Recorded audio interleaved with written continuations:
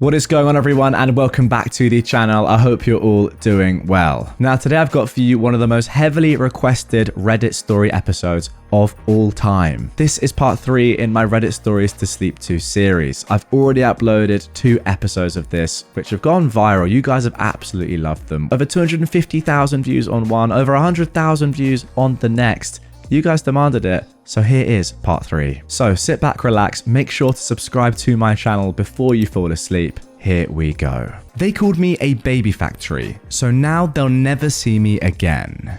I want to say first, I had a difficult childhood, but not because of them. I was a happy kid who had friends and was kinda adjusted, but we were poor. We jumped across the US about twice, and my siblings and father were all disabled in different ways. My youngest sibling and dad were hard of hearing, and my youngest sister had brain and back injuries due to Chiari malformation. Look it up, it's actually a very interesting disease. It's a condition where the lower part of the brain pushes down into the spinal canal. Well, I must say, that sounds truly terrible. But when things started really changing was when I was in high school, around my junior year of school. I met a dude and we were best friends, then we dated. Newsflash, he was a terrible person. It ended in me and my sister getting a restraining order against him, and both my siblings seeing and hearing things about me they should never have been exposed to. I graduated high school, even though I probably shouldn't have with my grades. I'm pretty sure my teachers just pitied me. And then after like a month, I got diagnosed with ADHD, anxiety, and depression.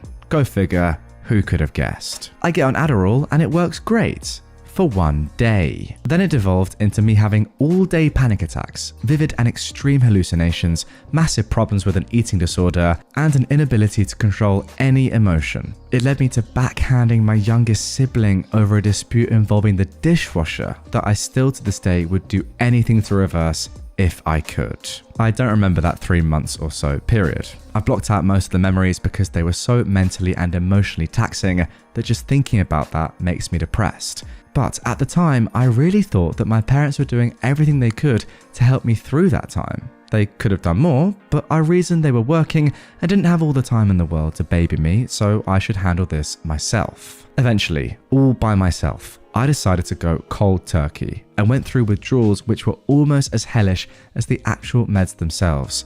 Looking back now, I realized that the only way my parents could have been more hands off were if they'd packed their bags and moved out. They didn't talk to me about anything. They didn't help me keep track of symptoms. When I attacked my siblings, they didn't protect them from me or me from myself. Now, as a 22-year-old on new meds, my doctor just within the last month looked at my old records and was appalled because they started me as an 18-year-old who was very new to meds and sensitive to them at a dose for grown adults well into their Adderall usage. She told me they started me off at around 25 milligrams when she normally prescribes around 5 to 10 for new users. So they didn't advocate for me at all during this mentally traumatic time immediately after being traumatized for almost a year. They took me to a therapist who noticed I was writing a story with an obvious self-insert and very influenced storylines from my day-to-day life. When she asked to see my drawings and everything, the next time my mother pulled me from therapy, saying something I still remember to this day. I didn't send you here so she could ask you about your stories. I sent you here so she can talk about how your ex messed you up.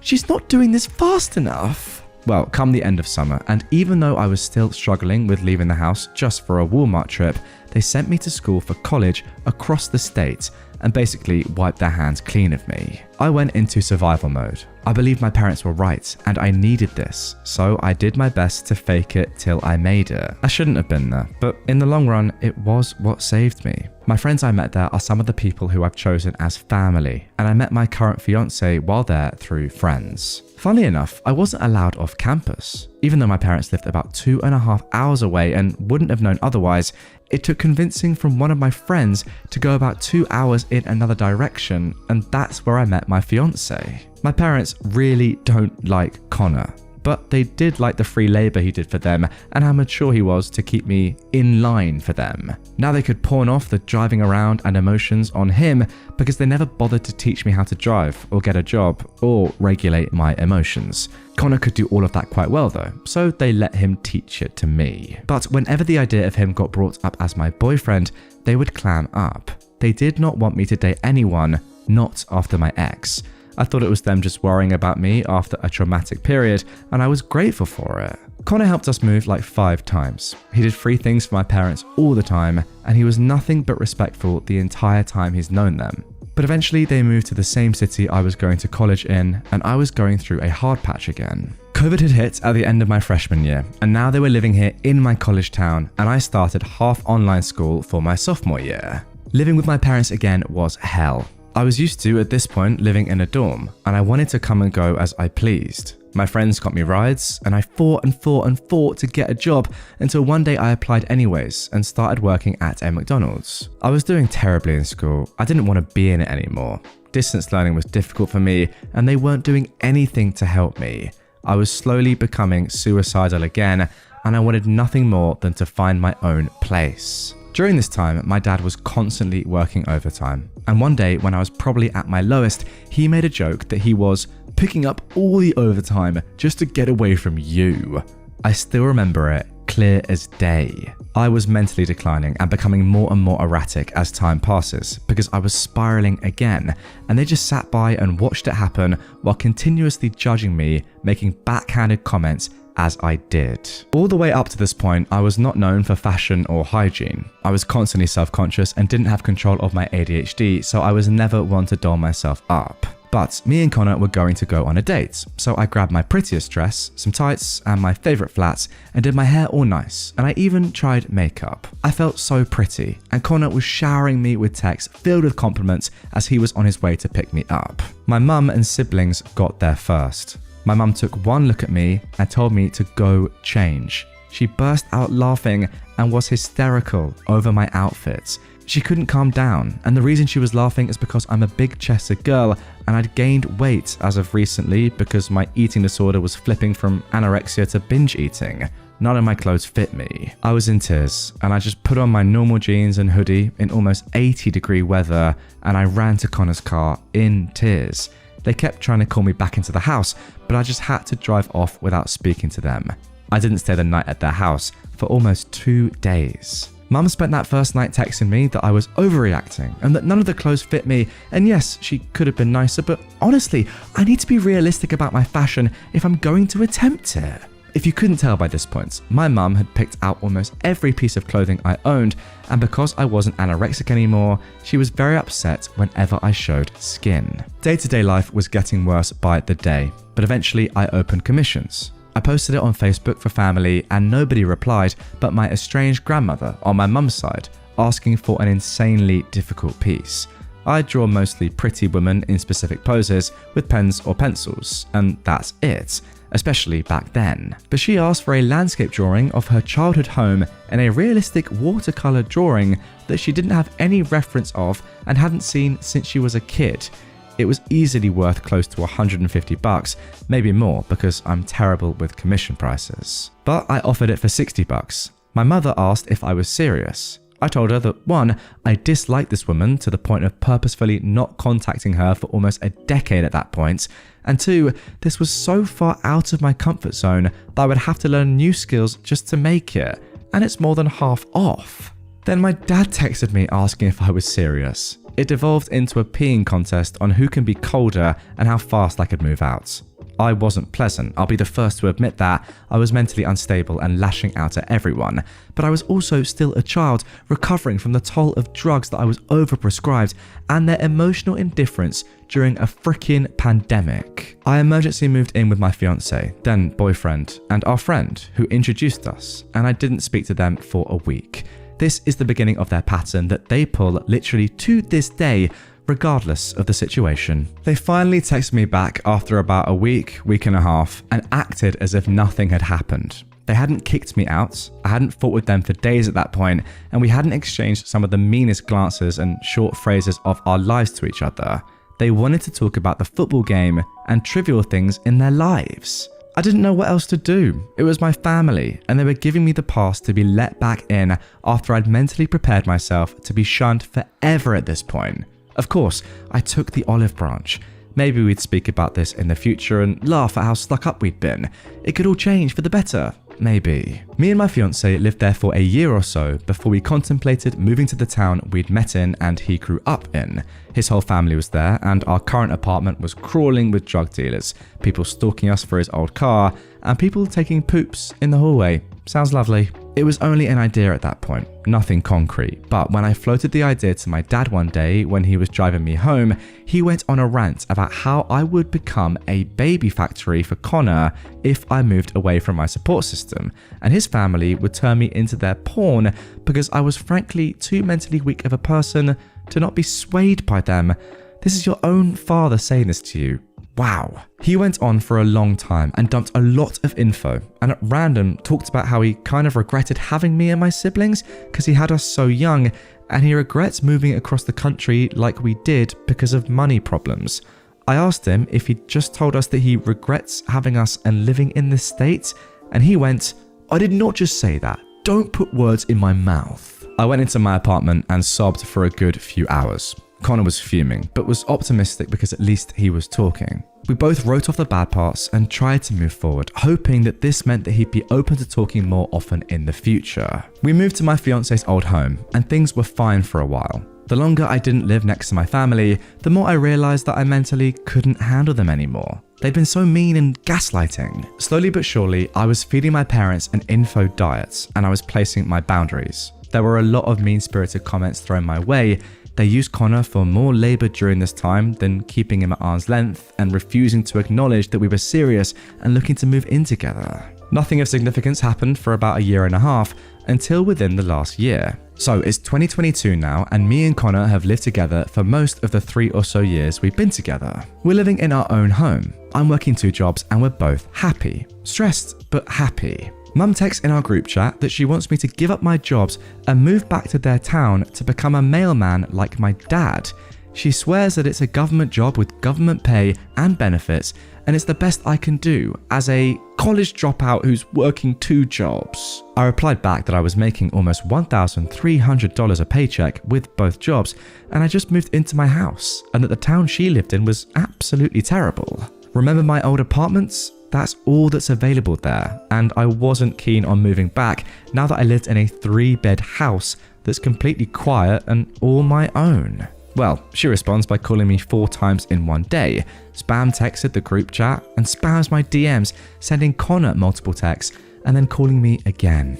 I spent 2 days ignoring her before I finally replied. I answered her calls, and she spent almost the entire time during a 15-minute call that I put on speakerphone for Connor to listen to quietly, trying to manipulate me by calling me again a college dropout and telling me that I'm not happy there, I'm so far away from family, and there's no point in living there, especially since my jobs were working me to death and they had nowhere near the benefits that this mail carrier job has as a government job.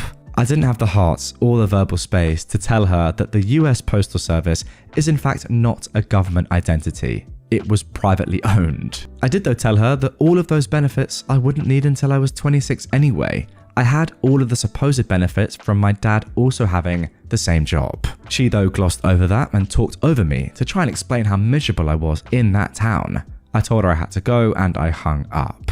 Thanksgiving comes. My entire extended aunts and uncles on my dad's side come and stay with us. Things are looking good and I'm having fun with my family for once. Then I overheard my mum whispering to my uncle that her entire personality is just Connor. She's got no semblance of self anymore, and she even moved away to just become Connor's girl. My uncle didn't react or say anything, but I had to hide away to compose myself because I almost went nuclear and lost my mind. Okay, another time skip, and now we're in the present and getting closer to the end of our story. Connor proposed to me the day before Christmas Eve, surrounded by his incredibly loving family, by putting my ring in my stocking, and it was beautiful. The first person I called was my best friend, and then the second was my mother. It was close to 1 a.m. around this time, and I got her on the phone. I told her I knew it was late, but I was engaged. She told me though, in no uncertain terms, "Honey, that's amazing, but don't text in the family group chat or anything, because your dad's asleep and he has to get up at 5 a.m. Congrats, I'm going back to bed." Neither of them contacted me about my engagement for almost a week until I went back for their Christmas. I went with my best friend, and the entire time my family talked down to me. they misremembered my size, and instead of apologizing, they insisted that I didn't know my size and that I was indeed an XXL. I'm a medium to large. And they started the night off by mum mentioning my engagement only once. It started off with my mum suddenly in the middle of things going good and everyone laughing. She starts cackling and goes, "Oh, your dad and his friend had the funniest thing to say about your engagement. Dad, show her the text." Dad just smiles and he starts giggling too. My siblings laugh along with them. Dad says, "Oh, Amir just thought it was nuts that you were engaged because you're so young." I asked to see the text. Maybe I misunderstood him. There had to be something funny based on their reactions, because that was very much not funny at all, especially when I had my best friend sitting right there, listening.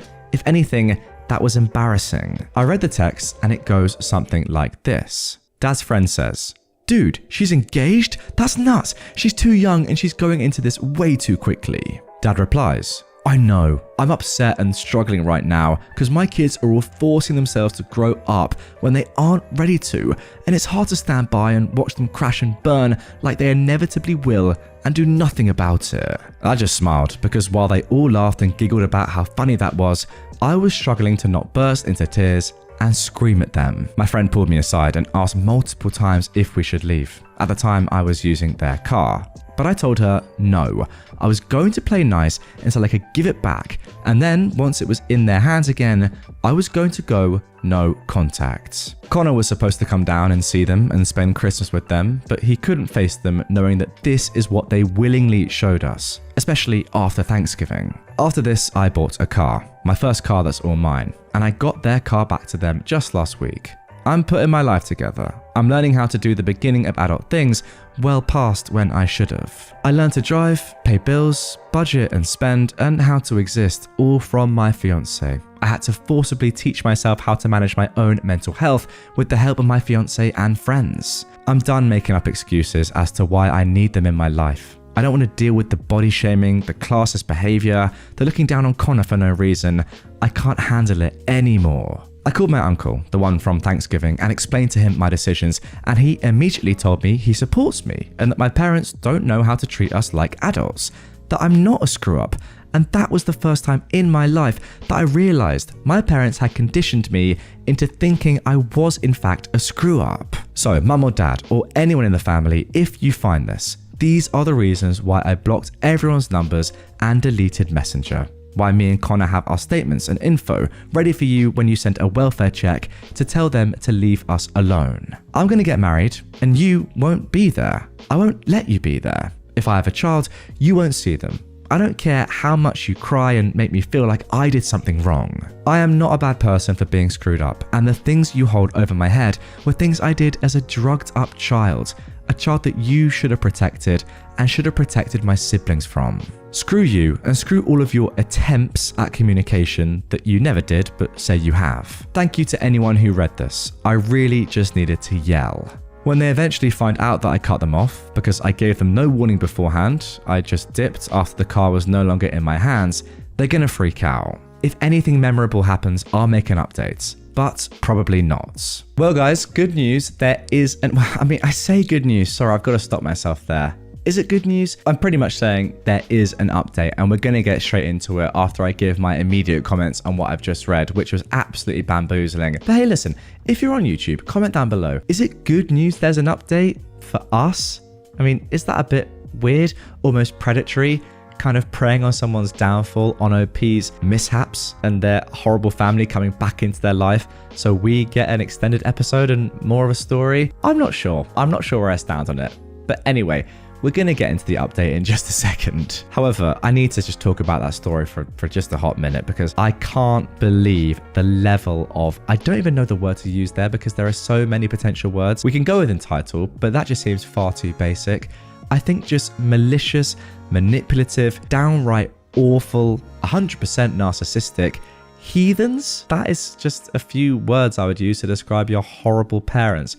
What an absolute disgrace they are. Now, what I will say, and obviously I'm saying this before we get into the update, it looks as if you have, by this point in your life, pretty much gotten rid of them. You say right at the end there that they're not even going to know what's hit them, and you have pretty much sack them off. They're not going to go to your wedding, not going to meet your child, and that is amazing. The best revenge is a life well lived. And look, you just know for sure that if they see you, you know what, it doesn't even matter. I was going to say, they're going to be jealous and they're going to be like, oh, we made such a mistake. But ultimately, you're not even going to care about that because you're going to be doing your own thing and forgetting about how toxic those people are. And it sounds like you're on the path to that, which is truly amazing. However, as I said, there is an update.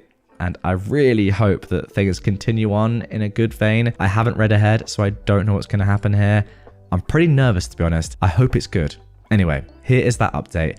Let's get into it. Hi again, everyone. It's been about a month since my 2 a.m. pity party. I want to say thank you for the overwhelming support that I received on my other post. Especially the person who mentioned that my parents were fine with abusing me, but not my siblings since they were physically unwell rather than mentally unwell like me.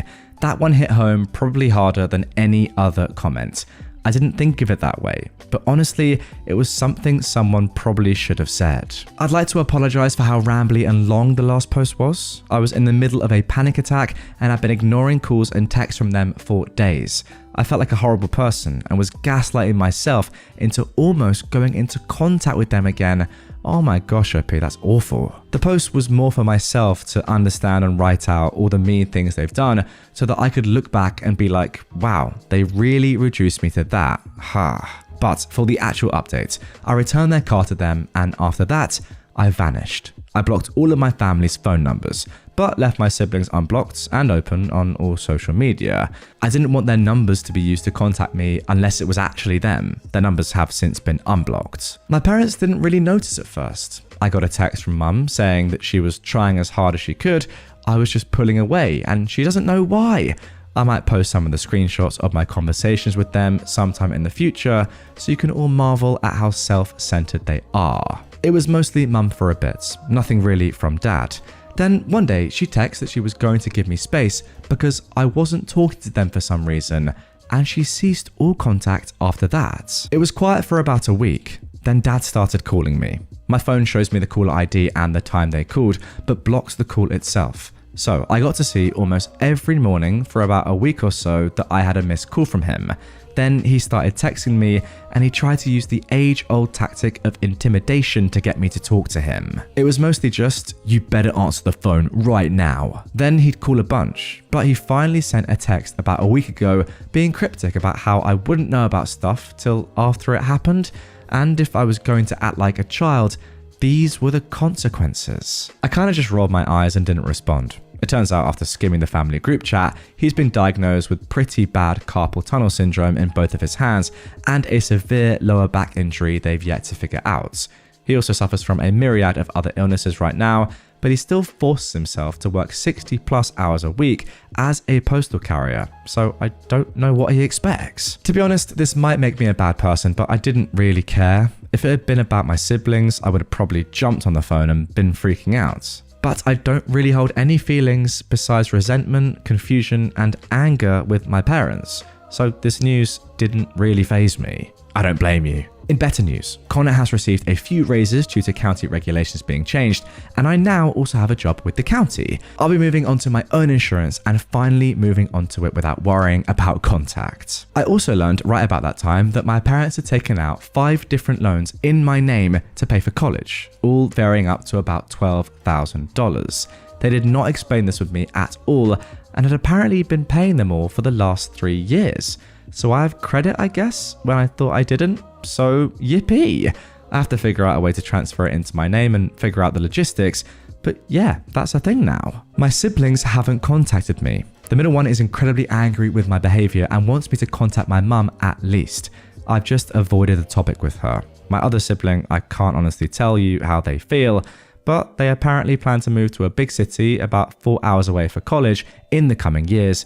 So let's hope they go through the same transformation I did. And that's honestly about it. Lots of weird texts that they did nothing but stress themselves out with, and my financial situation is looking up. We also bought a dog recently. Her name is Mandy, and our other dog, Copper, is still getting used to her. So my days are occupied mostly with taking care of a German Shepherd puppy who body slams me awake at 6 a.m. every day. I hope everyone has a great day, and thank you all again for the wonderful and supportive comments on my last post. Phew, sigh of relief from me, because let me tell you, I was very concerned that we were going to get a very long and horrible update, but that is pretty good. As you say, hopefully at some point soon, your siblings will see the light, maybe when they get to the stage of your life that you were in.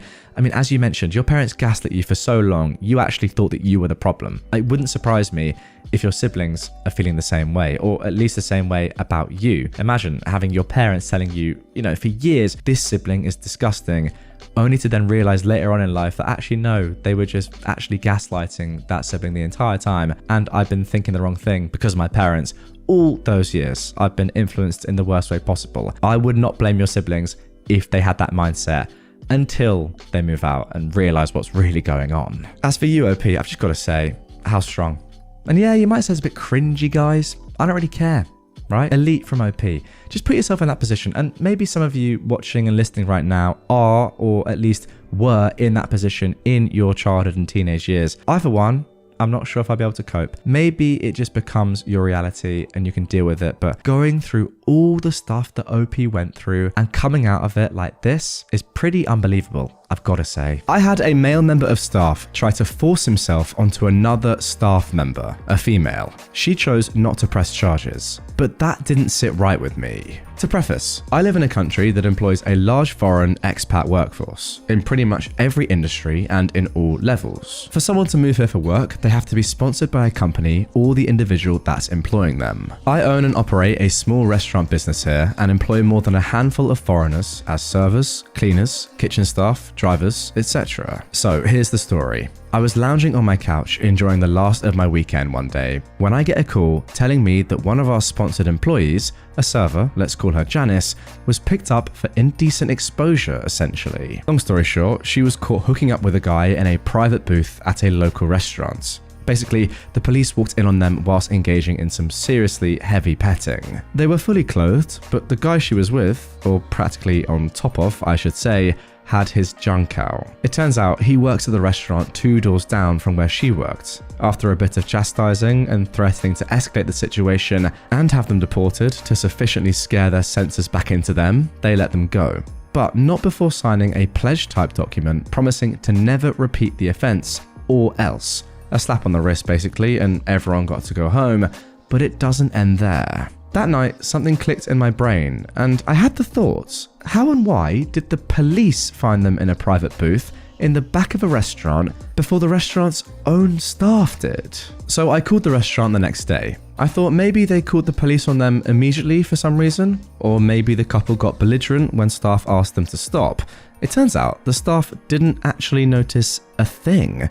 In fact, up until that day, the police have never been to that restaurant before. And when they did, they simply walked in, went straight to the back booths where the two were sat, and they busted right in. I realized that this meant that someone must have seen them and called the cops on them point blank. The question was, who? I decided to speak to Janice. I wanted to speak to her anyway that day, both to check in and get her version of the situation. I also gave her the employer, you know you did something stupid chat, and I reassured her that she is keeping her job. I also wanted to ask who she thought called her in. Without hesitation, she said it had to be Sammy, who was one of our drivers.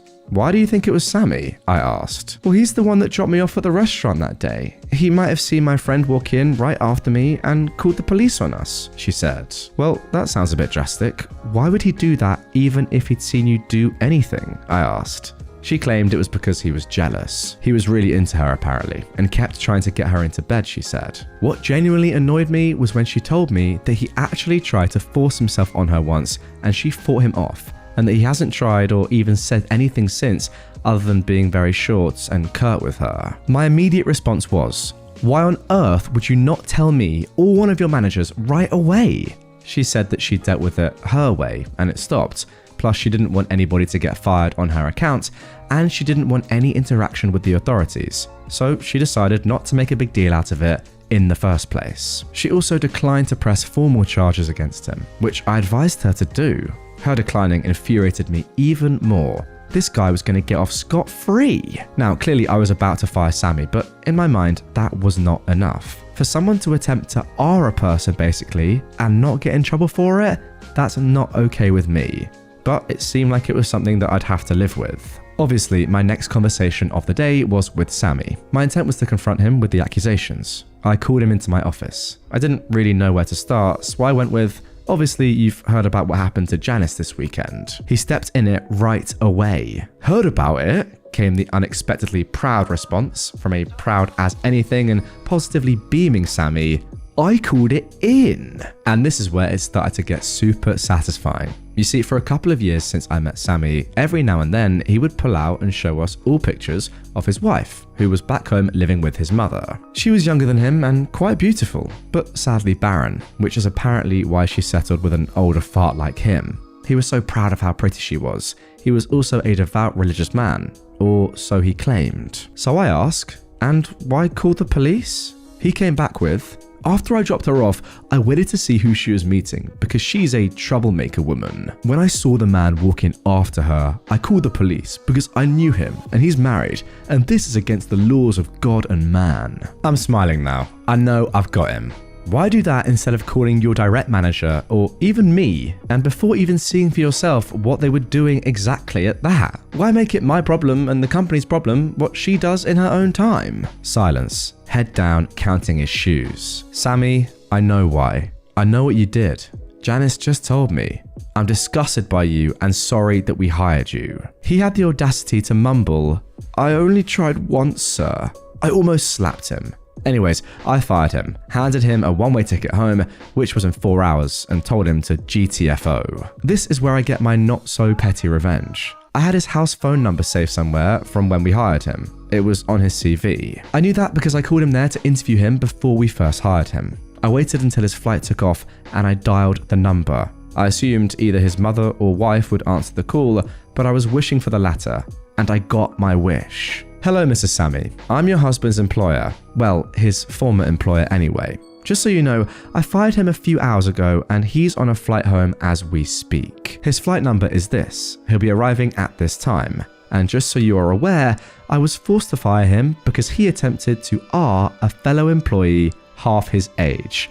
I'm sorry. I said that and promptly hung up, but not before hearing her gasping in shock. Well, there you go. A phenomenal piece of revenge to start off today's episode, and I completely agree with you. Look, obviously it's not your decision if this woman presses charges or not, but you can still be really upset that she didn't and want to take things into your own hands. And if you're the wife here, are you not kind of relieved a little bit to know what's gone on? Obviously, she's in a state of shock at first, but after a period of settling down, I think she's going to be happy that Opie has told her what Opie has told her. By the way, I only tried once, sir, is absolutely crazy. Like, think about that. What even is that for a sentence? Former manager made my life hell, and I finally got her fired. I was desperate to join a new job after my husband and I were both laid off last year. When I was offered a new role, I knew it would be a step down from what I was doing, but the manager and the team seemed great, and that part hasn't changed. However, since my manager Gary was so busy, he basically offloaded me to another manager, Jane. I was supposed to be the connection point between my team and Jane, but it quickly became Jane micromanaging me. She would ask me to work through lunch, move or cancel vacation days, call me at 11 PM on weekends, and order me around on phone calls. She would also make nasty comments about my weight and said that I was big for my race. The list of personal slights is so long that it filled 3 pages.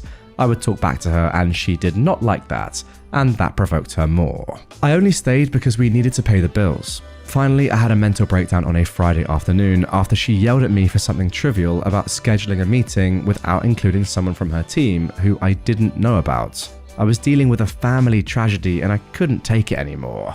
I told Gary about the situation with Jane, and he was sympathetic and not at all surprised, considering half her team quit. He immediately offered to move me to a different team under him, and I was thrilled. Well, it turns out that going to the new team didn't help. Jane continued to order me around from afar. When I ignored her emails, she came to my desk one day and started loudly talking about how I'm not qualified for this role. Now, Gary overheard and finally told her off, but the verbal abuse did not stop. After 2 months there, I abruptly wrote my resignation letter, and I also stapled the list of Jane's offensive comments to it, CCing everyone. Gary offered a bunch of accommodation to try and keep me, but seeing how she was still provoking from afar, I said the only way for me to stay would be for her to go, and he just didn't have that authority. Her manager was in a different country, and despite several HR complaints from at least 5 people, nothing was done. So I left, loudly and without shame, telling everyone exactly why I was leaving. Times were very bad for 3 months. There were nights that we would eat slices of bread just so we could pay the mortgage and emergency expenses from a health crisis and a funeral. Even after my husband found a job, we were still catching up on bills, and we still are. I spent months applying to 5 to 10 roles per day, sometimes over 20. Last month, I saw a public memo about a big shot from a former company joining the company I just left. Now, I used to work with this guy closely, so I texted him, "Congrats, let me know if you need any insights on the new place." We had a quick call where I told him some ins and outs, where I thought they could innovate, and after this call, he asked me to join the team as his chief of staff. I accepted. Imagine Jane's shock when we had our first all-hands call. All the VPs and above were asked to welcome the new big shot in a giant conference room. In Big Shot's speech, he breezed over that I'll be his chief of staff, along with a few key names. I now sat 2 levels above Jane, and apparently within the 3 months that I wasn't there, the other half of her team turned over. Every single person left. Gary was excited for me and said all nice things. However, Jane took the classless route and sent Big Shot an email about how I'm an unqualified idiot, that I used to work for her, how I tried to get her fired, and that she suspects that I lied to get ahead. She didn't even try to be fake nice. Big Shot forwarded me her email and asked what this was about.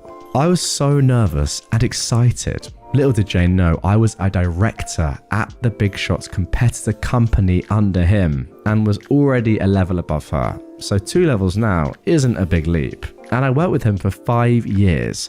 I had an hour call with Big Shot and told him she was bad for the company culture and was a nasty person in general.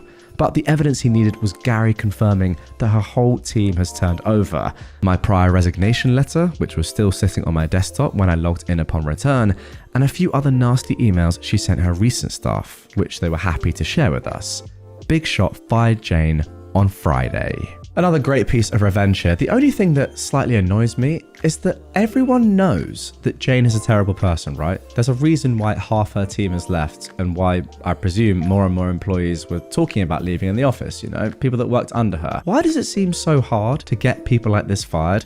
I don't have the authority, she's not done enough. I don't really care. Like, if someone's a terrible person and nobody enjoys working with them, then they shouldn't be at the company. To me, it seems as if this could have all been so easily avoided by everyone just saying, okay, look, let's be honest, guys.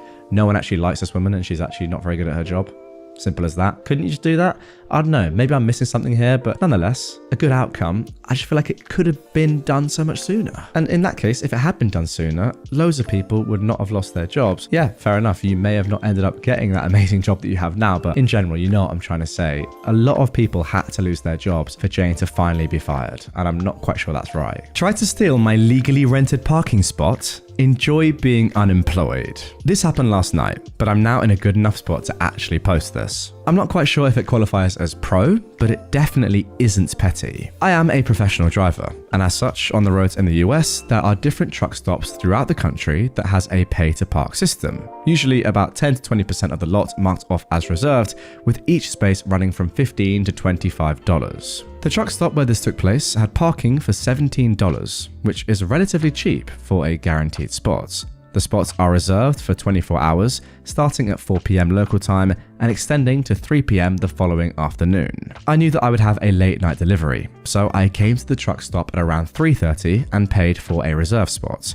I told the manager on duty that I had a delivery up the road that night and would be back once delivery was completed, but should still be able to clear out the spot by the next afternoon, which is today. She told me this was fine and she would mark the spot as sold when I left. That way, if someone else comes in trying to reserve that spot, she could consult her notes and deny the sale. 11:15 rolls around. I take off for my delivery. I don't get out of that facility though until 2:30 a.m. the next morning, this morning. So I groggily drive back to the truck stop to reclaim my paid for spot, only to find that the reserved parking spaces are all full.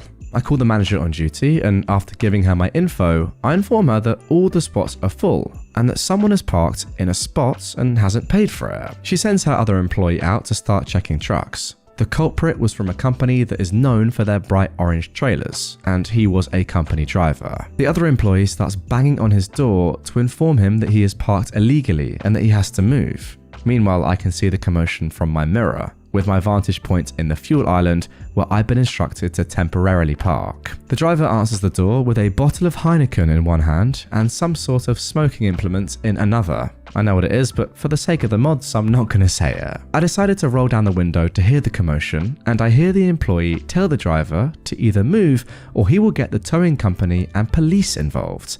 This driver is flat out irate that someone had the audacity to tell him where he can and cannot park, so he slams the door on the employee, threatening him. The employee calls the police and tow company, and the police show up first. I'd worked for this company before, so I know their policies, and more importantly, what they can and cannot have in their trucks. Alcoholic beverages are not allowed in the cab. Anything that isn't a cigarette or a cigar and a lighter, also not allowed. The coup de grace, a pew pew of any kind, absolutely not allowed, and especially not allowed loaded. This driver had all of that and some other not so legal substances in his cab, so he was hauled away in cuffs. His truck was hauled away on a wrecker. I made a call after the commotion died down to the company's safety director and informed them that their rig will be in an impound lot and their driver is going to jail over the not so legal stuff he had in his truck. She thanked me and said that he will definitely lose his job, especially over the alcohol and the other not so legal stuff. I guess he played the screw around and find out card, and it bit him in his career. Well, that was just a calamity from start to finish. This guy is asking to be arrested. You can't be doing all this in the first place and then have a loaded gun in your car, be drinking alcohol, have some other illicit substances. I mean, come on, you're asking for it at that point. What is going on? It was just a matter of time, surely. This guy was on a path to prison. Simple as that. But hey, I guess he did save $17, so every clout. I'm sure he can use that in prison to buy probably nothing. I don't really know how prison systems work. Yeah, my tip to this geezer would be only do one crime at a time. Because doing this many at once, yes, it's too much. It's just too much. Am I the butthole for helping my brother run away from his wedding? I have two older brothers. This is about the middle one. Our parents divorced when I was very young due to our mother's insane jealousy. At first, my dad was able to handle it, but when she started making comments about me wanting to be like his wife, he had enough. She quickly rebounded with a guy with 2 kids and had shared custody for a while. But when my dad got remarried, she went crazy, calling his new wife every horrible name and claiming he was cheating on her while they were married. I was always closer to my brothers and dad than my mum because she was always very mean to me. Long story short, my stepmom died in a bad car accident and my dad called her in the middle of the night letting her know he'd pick us up earlier so we could attend the funeral, and she decided to take us on a fun trip to celebrate something. It was the happiest we've ever seen her, and when we realized what happened and started crying, she told us only worthless people cry for whores. Needless to say, things went nuclear, and my dad asked for full custody with visitation for her. He always left the line of communication open and paid for us to visit her when she moved away, but it was still very bad, and as soon as we turned 18, we started to lower contact with her. Last time we saw her was my high school graduation, where she made a point of letting everyone who would hear that we were ungrateful kids, and her boyfriend would call us bad names too. I've been non-contact since then. My brother Sam started dating his ex 3 years ago. She's heard all the stories and the reasons we are no contact, but she believes we're just dramatic. They had many issues due to her opinions, but she eventually seemed to drop the "you need to reconcile with your mother" crusade. During the wedding planning, there was no indication of things going wrong or fishy, but then we got to the church, and lo and behold, Mum, her boyfriend, and his 2 kids were sitting at the front. I immediately panicked and called my brothers. Sam thought maybe somehow she found out and wanted to crash, so he called his then fiancée to let her know of the potential drama, but she told him it was fine since she invited them. Sam hung up and asked me to go and get him while my oldest brother dealt with things at the church. We went home and barricaded ourselves there, even when his ex, her family, friends, etc. came to try and make sense with him. Mum's boyfriend even called and said he always knew we were worthless. Now that the dust has settled, most of Sam's friends are on his side, and so is most of our family, our dad's family. Sam's fiance's parents already threatened to sue for the money they paid if he didn't marry her, but Sam says he'd rather just pay them back for their contribution than marry someone that betrayed him.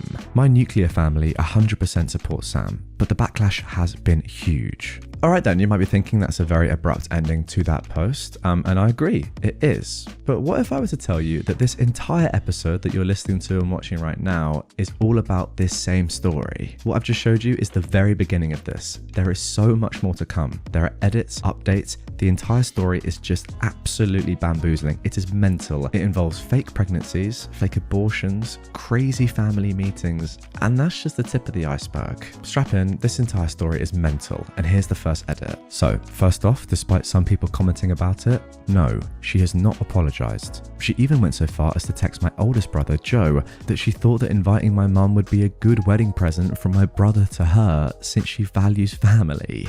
Now, my dad bought them a house as a wedding present, but only Sam is on the deed. She did have keys for when they moved there, but they just had the locks changed today, and Joe and some cousins are taking everything Sam owns from her flat during this week. We aren't worried about being sued, but we'll consult a lawyer just in case. We also heard that mum and her family are still in town, but since we're all staying at our childhood home for a few days, we don't care. My dad is sad that Sam is heartbroken, but is trying to cheer him up along with my boyfriend and sister-in-law. I actually had to delete and deactivate my social media because I kept getting nasty comments and messages, but the more people learn the reason Sam ran away, the less it gets. I'm still sorry that she felt humiliated, but my brother comes first. I also asked Joe about the church aftermath after I went to get Sam, and it was just as I expected it. He says he stood up in front of everybody and told them Sam wasn't coming and to please go home, and all of their gifts delivered to our side of the family will be given back ASAP. Sam's fiance was still outside the church when someone in her family informed her, and she started screaming and crying and calling Sam non-stop.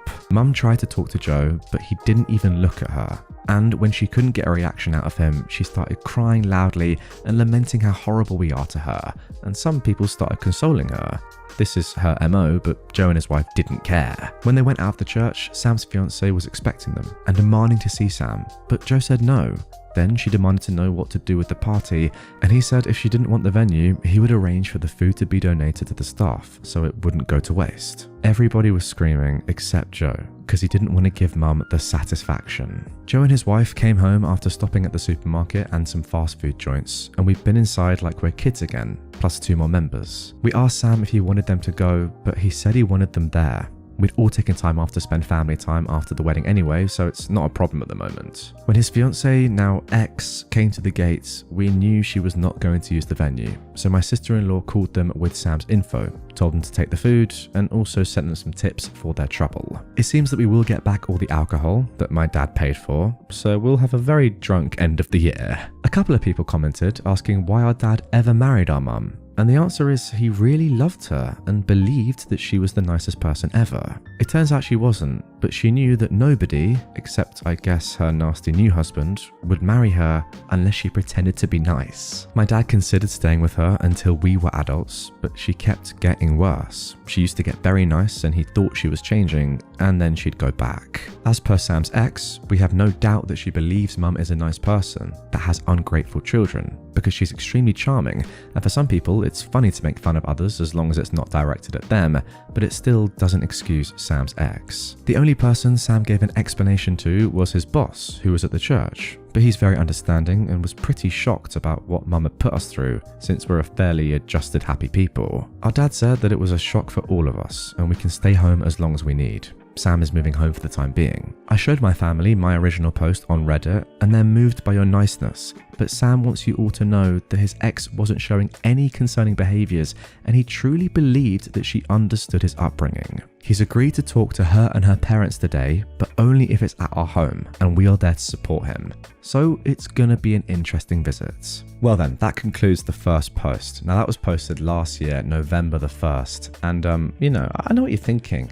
I want to know what happened in this meeting, and don't worry, just one day later on November the 2nd, OP posted the very first updates. I was wondering why Sam accepted the meeting after not even talking to her, but it turns out she sent videos and photos of all his things on the floor to his best friend Tom and told him that Sam either talked to her or she would burn and destroy it all. Tom came to visit Sam, told him what happened, and they informed her they need access to the flat before anything happens. Tom, Joe, a couple of cousins, and my boyfriend went and took his clothes, electronics, and important paperwork. Sam said he didn't care about the rest and even made a little joke about them being the fastest moving crew he knew. The meeting was, for lack of a better word, a ridiculous event. She came with her parents and sisters, tried to talk to Sam alone, but when he didn't allow it, she just started talking. Not once did she apologize. She said it's not her fault that we don't understand the value of a real family and we were raised to hate mothers. That her only intention was for Sam to learn the value of a mother because she was scared he would take her children away from her because that is what he was taught to do. Sam didn't say anything until she threw the "This family is like a cult and you are a terrible father" looking at my dad. As you may imagine, this is a sore spot for all of us, and we don't allow insults towards our dad under any circumstance. Sam just unloaded about how she was a hateful liar, he was disgusted he ever touched even her hand, he was grateful to the universe that I'm chronically early to everything. He told her staying with a cheating husband, as her mum does, is nothing to be proud about. He said she pretended to be nice just so he would marry her, unloaded all the minor things that he was willing to overlook because he truly did love her, or at least who he thought she was. He said he'd never forgive her for the hurt she caused his siblings, but he doesn't hate her because that would require him to spend energy thinking about her, and she doesn't get that. At the end, he said she had enough time to clear things, and since she has acted like a victim, he'll be the one to let everybody know why he didn't show. It was brutal but cathartic and necessary for Sam. Her parents said nothing but were very red. She was crying. Her sisters attempted to defend her and their parents' relationship, and were kind of expecting my whole family to argue too, but we didn't. Then, Sam told his ex's dad that he could sue if he wanted to, but if he did, Sam would expose all of his family's dirty laundry to the world, and he doubts he wants that. Amazingly, the dad still argued that Sam could try and make amends and marry his ex because you're not getting any younger. And all families fight. I've never rolled my eyes harder. The rest of the meeting was about logistics for the return of the wedding gifts already received, stopping the harassment from their family, the cancellation and refund of the honeymoon, the changing of the locks. Sam's ex just kept crying and trying to talk to Sam, but he was in business mode and didn't want anything from her.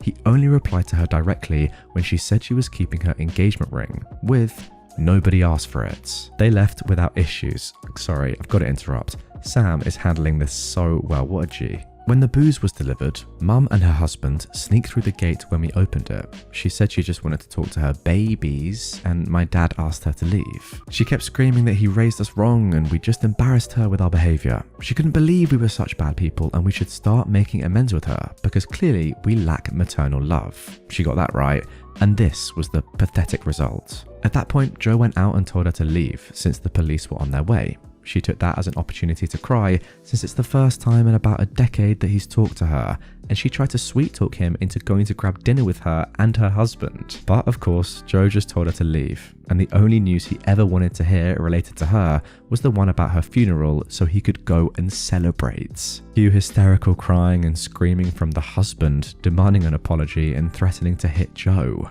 Dad and Joe went back inside and left them there until we saw they left and closed the gates. It's hard for some people to understand why we react like we do, but the things I wrote about our mother are just like the tip of the iceberg. Dad wasn't exactly proud of what Joe said, but he understood he needed to let it out, and he was speaking for all of us. Yeah, maybe that makes us bad people, but we truly don't want to see this woman ever again. We're all going to have some family therapy besides our individual ones. Sam doesn't want the house anymore, but my dad says to take it slowly, and the first step is to mend his heart. We've had horror movie marathons and some Disney classics sprinkled here and there. We also had a drama bingo thing going on of all the things that could possibly happen, because I guess we are truly dramatic after all. We love each other and we're raised to treat people well, but we can be petty when pushed. I also feel better knowing she humiliated herself, and while I wouldn't wish to be left at the church to anybody, I would do it again because I love my brother more than I feel bad for her. We'll be going on a family trip eventually, but right now we will continue our staycation. Also, to the person that said Joe is a hero, his siblings couldn't ask for a better brother and friend. We've read everything so far. Thank you for letting me vent, the awards, the PMs. I'm sorry if my English has not been up to standard. This family is Spanish, by the way, guys. Joe and Sam's names are obviously fake too, but Daniela, go f*** yourself. Mental. We've just had an ex-fiance name reveal. I thought this post was going to be pretty anonymous the whole time. I'm pretty sure that OP has been using fake names the entire time, but no, as you'll see, as these updates continue, anonymity kind of goes out the window. Anyway, let's carry on. This is where the story really takes a turn for the, I don't even know, I was going to say worse, but maybe mental is a better word to use here. Alright then, now this update takes place just a few days later on November the 6th. Okay, this week has been really chaotic. Those who said to be prepared for the pregnancy tactic were incredibly accurate. She posted it online. People were freaking out again and calling Sam, asking him if it was true. Sam called her and asked that she deleted it, but she continued claiming that she was pregnant. He asked her to delete it and to come and talk about it. She did delete it, met up with Sam, and somehow this crazy woman thought he wanted her back. I went with Sam and she was very happy until she saw me enter the place. She started crying, holding her stomach, and when Sam asked if she was really pregnant, she said yes and told him she didn't want her child to be from a broken family. Sam told her they were going to the doctor immediately to know for sure, and she cried even more, screaming he didn't trust her. Long story short, she isn't pregnant. But she posted that Sam was forcing her to have an abortion and that she was devastated. As you may imagine, this was a horrible thing to say. People are calling Sam because they're so whiplash from the drama, they don't know what to believe anymore. When my sister-in-law, Anna, Joe's wife, found out about Daniela's posts and the meeting, she called Daniela. I'm unsure what was said in that conversation, but I've also never seen Anna this angry. The posts have been taken down, but Anna wrote an email with all relevant information, including that Daniela was never pregnant, and sent it to everybody in the wedding list. This morning we heard Daniela had a breakdown after leaving voicemails telling Sam if she couldn't be with him, she wanted to die. This is another tactic straight out of our mother's playbook, and Sam simply called the police and told them what happened. Her family forced her into therapy and she's in observation right now. It brings us no pleasure that it came to this, but we don't want to get involved anymore. We're also changing our numbers. Already requested it. Our mother emailed Anna threatening to sue her for defamation regarding the email blast. But we're not worried about that either. Anna's parents are amazing and they've made it perfectly clear they are on our side and 100% agree with the way she handled things. Joe was enraged, but Anna convinced him to let it go and simply move on. Mother's husband has been a peach as usual. Dad is considering a restraining order, but they're not great in our country. We did have a get together at home yesterday and it was a lot of fun. There was karaoke, dancing, nice food and drinks, games, and a bouncy house because why not? We love them. Most people avoided the topic of the wedding and the social media posts, but those who brought them up did tactfully. Dad had already given away a lot of the alcohol to his employees. They got to choose what they wanted and got a bottle each. He's also adding bottles into his Christmas baskets this year. We're going to spend the holidays together and traveling. I suggested to Sam about maybe repainting the house, but he just doesn't want to live there. He'll rent it. I made a joke about me simply eloping or not having a proper wedding to avoid drama, and Joe told me in no uncertain terms I get the biggest party ever if I choose to. So yeah, he's still the best. So that is the end of update 2. Now after that point, we didn't hear anything from OP for about a month and a half. So update 3 is coming on the 22nd of December 2021. Sam is doing well.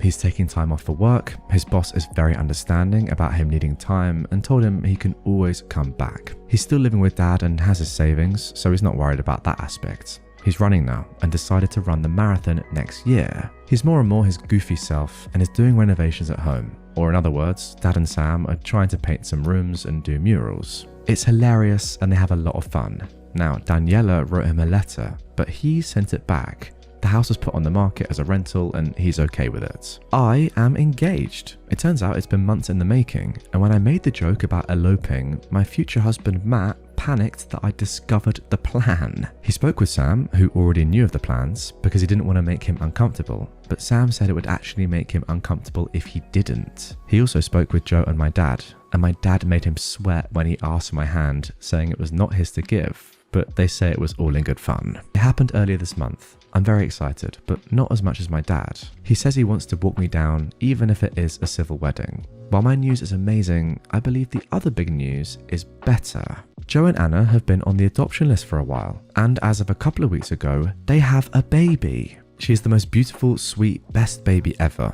The adoption is final, as it is usually in our country for newborn or almost newborn babies. We knew they wanted to adopt for a while, so when they told us about the baby being officially theirs, there was a lot of crying, but happy crying. Dad's in full grandpa mode, and even as bad as some things got this year, this is the best thing that happened to our family in years. Mum did learn about the baby and demanded an introduction. She's been served our version of an order of protection. She's never putting her eyes on her if we can help it. I guess that's the bad news. Due to the new COVID, we decided to stay home. Now with a new addition, we wouldn't travel, of course. We had a Christmas / welcome baby / baby shower / engagement small gathering last weekend, which Joe and my niece didn't attend since she's too young, but they were there via Zoom. We all agreed to give Sam some goof gifts such as t-shirts, mugs, sweatshirts, etc. of Julia Roberts, since you know he is the runaway bride of the family. The reason Joe and I are considering moving is that we live in flats at the moment, and we want to live in houses. We're still shaken up and we know we have work to do, but we know we have so much and we want to focus on that because the negative is in the minority. And no matter what happens, I'm always grateful for my family. I believe this will be the last update, folks. I know the last ones have been mainly drama-free and might not be as exciting, but we aim for that. Now, if you believe what OP is saying, then I'll be honest with you guys, you believe wrong, because just a few days ago, September the 5th, 2022, there was a final update. Okay, let's do the kind of bad news first. Daniela came back with a swing that we were not expecting. She is now pregnant and is claiming to whomever would listen that Sam is the dad. Sadly for her, it is literally impossible for him to be the father, since he wasn't even in the country when the baby would have been conceived, but she's got no way of knowing that. Sam has offered repeatedly to have a paternity test, but she refuses. Sam is safe legally, he just feels bad for her baby. Daniela's dad did sue Sam for emotional distress of 2 of his daughters, Daniela and the one the boyfriend left, but nothing happened since Joe dealt with it. Surprise, Joe is a lawyer. It's relevant info for this catch-up, I promise. Sam decided not to do anything against him since he has too much on his plate and feels pity for the family. Mum still insisted on meeting the baby, but that's never gonna happen. She undusted one of her favourite tactics. She has cancer. She contacted Joe and Anna through their work emails and begged them to help out with meeting the baby since she's so sick and would most likely need a transplant of something, etc. You see, this is like the 5th time that she's had cancer, but in reality, she's had cancer a total of 0 times. She loves the attention, the suffering, the drama, and all that good stuff that bad people like to bring out of others. We never believed her, of course, but what we didn't expect was that she would make a fool of herself when she contacted Anna's mum on Facebook. Anna's mum is a lovely, good Catholic lady, so my mum must have assumed that she'd be easy to manipulate. She told her about her cancer and how heartbroken she was not to meet Joe and Anna's baby. Anna's mum proceeded to ask a couple of questions about the diagnosis and treatment, which made no sense, as expected. Then she blocked her and posted the screenshots on her wall. It's like high school drama, only with older folks with hilarious comebacks. The baby is otherwise very happy and very healthy, and the only controversy regarding her was the question of what Rita would be called. Now Rita is OP's dad's girlfriend. This is not by Rita, but by our mother, who claimed Rita had no right to be called Grandma. Joe and Anna talked with Rita, and they all agreed for all intents and purposes that she is Grandma Rita, and Mum can do nothing about it. Sam's doing well. He quit his job and started something on his own. He's still living at the family home, renting the other house, and kinda seeing someone. She's nice, knows about all the stuff, makes amazing cakes, knows how to knit.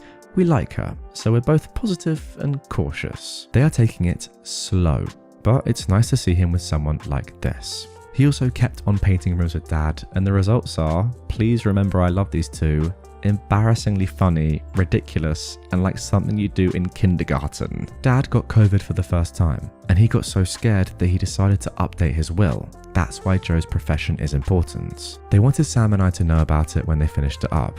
Everything he owns is divided in 4. His kids and the other quarter to any grandchildren. However, the family house is not to be divided and is going to be put on my name soonish. I was a bit confused, but Joe and Dad discussed it and wanted me to have it, if and only if Sam agreed.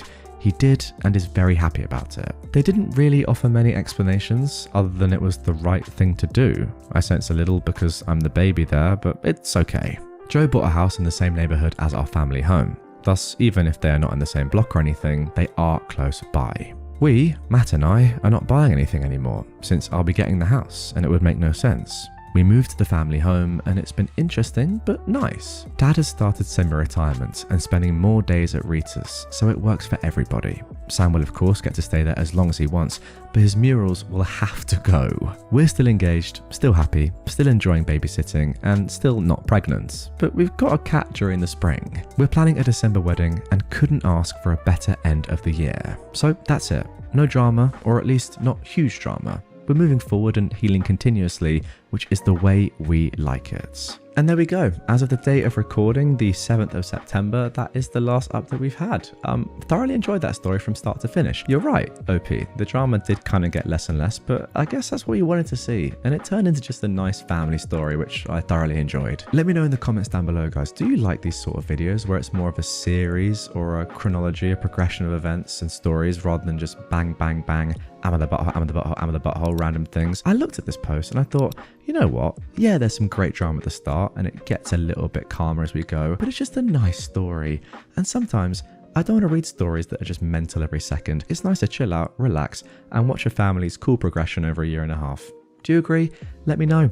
Loved it. See you soon. Mother emotionally and intellectually manipulates son for years. Turns psychotic when she realizes that her throwing the kid out after an argument dooms the entire rest of the family. Hi, I'm Krur. I am the 27-year-old lad of this story. I'm considered a high-functioning autistic individual, officially disabled by government standards. My mother, for a long time, but especially these past 4 years, has been taking in and managing my checks from the government to keep the household afloat, making use of everything but $100 of it, which often got absorbed in moments of crisis as well, since I didn't spend much.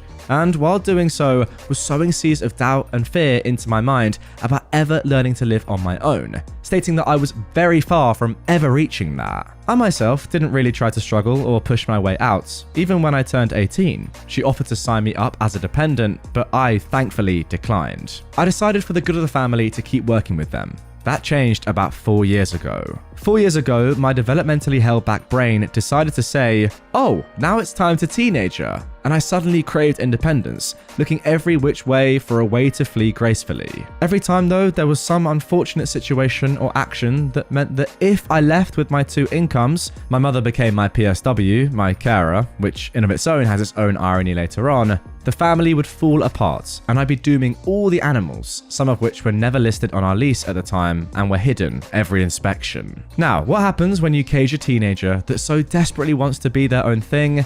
They get rebellious. 3 years ago, I got a therapist through my state insurance program, and after venting all the hoops my mum was making me jump through, and all the work that was piled on me due to mother's bum knee, and the stupid high expectations of me that would always end up creating screaming matches to her over those 3 years, she finally said to me, as of roughly a week ago from this post, that literally sounds like an abuse case. I initially dismissed that and said, I'll keep it in mind, as we ended our therapy call that day. Only to then immediately after get chewed out for jumping on a request my mum made earlier in the day, as she'd requested research for something that would make another lengthy story.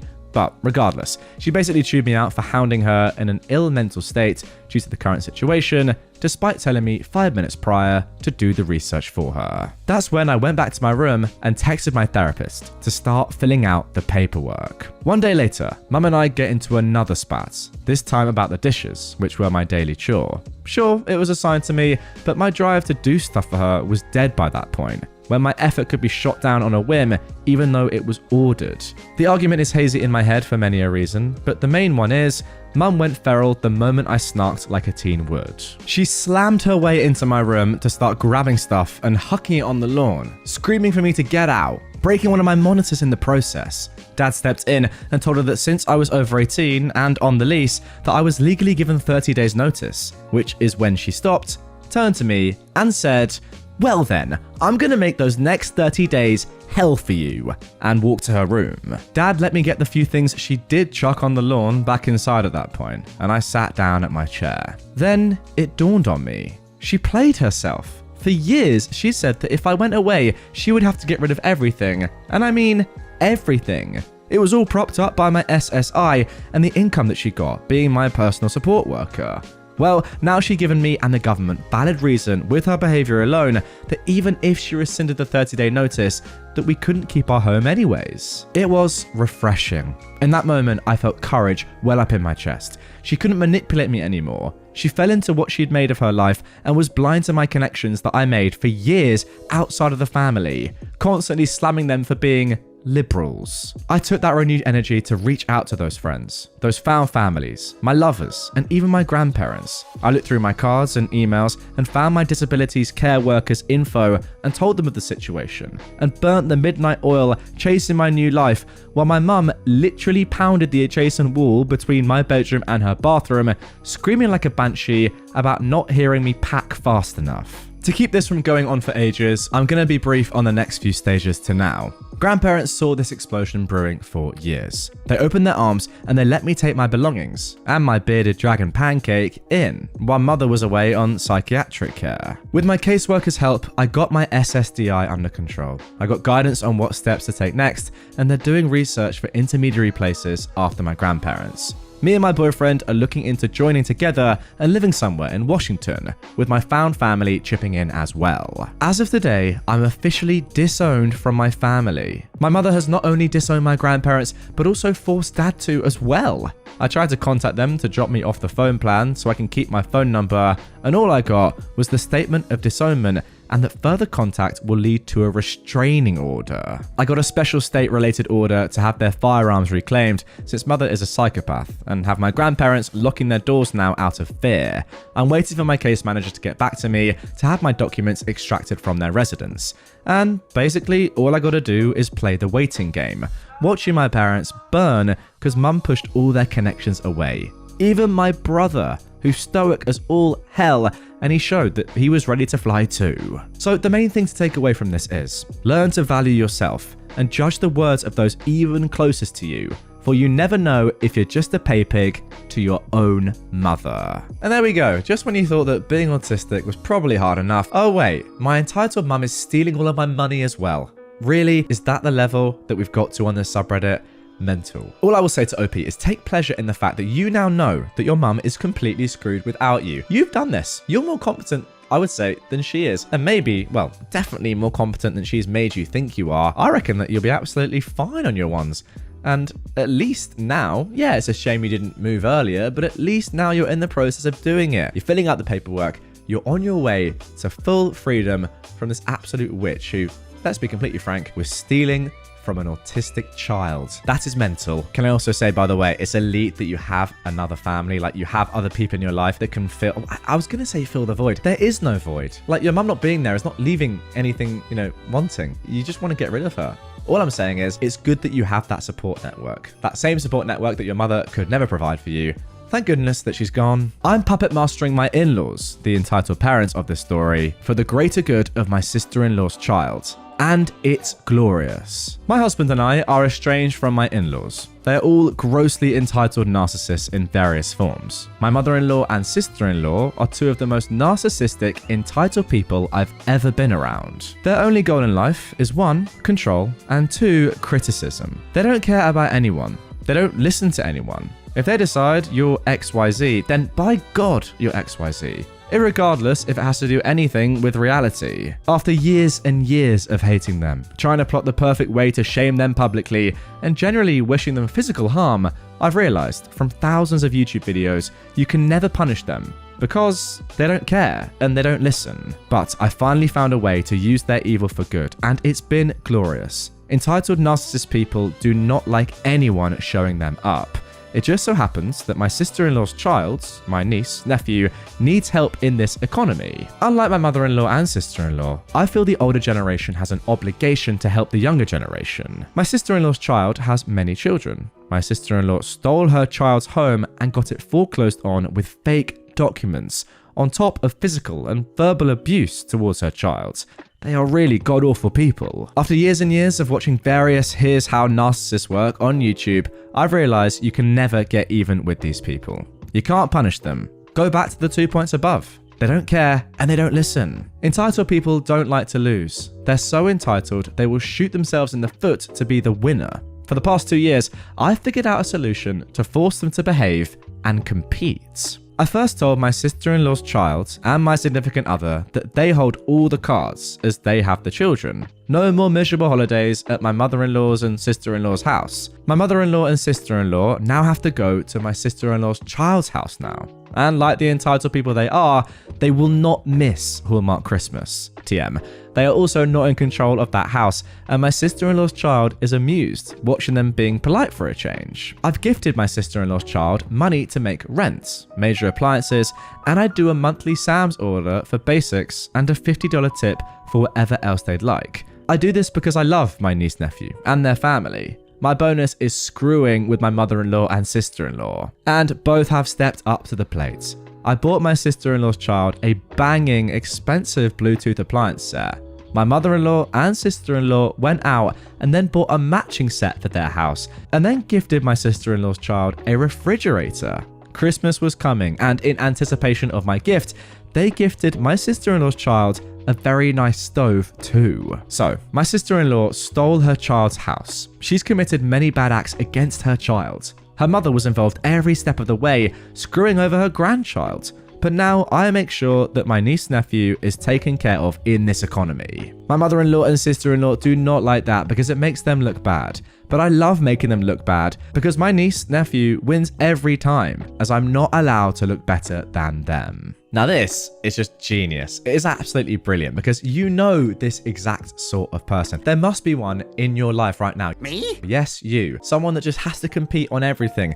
Oh, you're getting my child or any child an amazing Lego set that costs $150.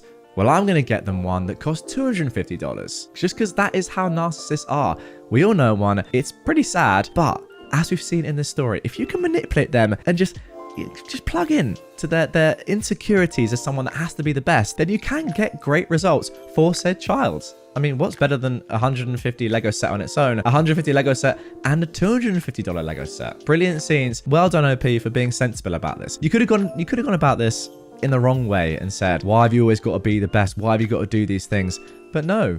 Ultimately, you've completely, as you said in the title, puppet mastered the entire thing and got great results for your niece-nephew. Entitled Mum wanted my baby to trap her boyfriend. I've been sitting on this one for a while, and it was the tipping point that led to me going no contact with my entitled mum. A few years ago, after dropping out of college and having to move back in with my entitled mum, financial reasons stemming from my mother, I found out I was pregnant.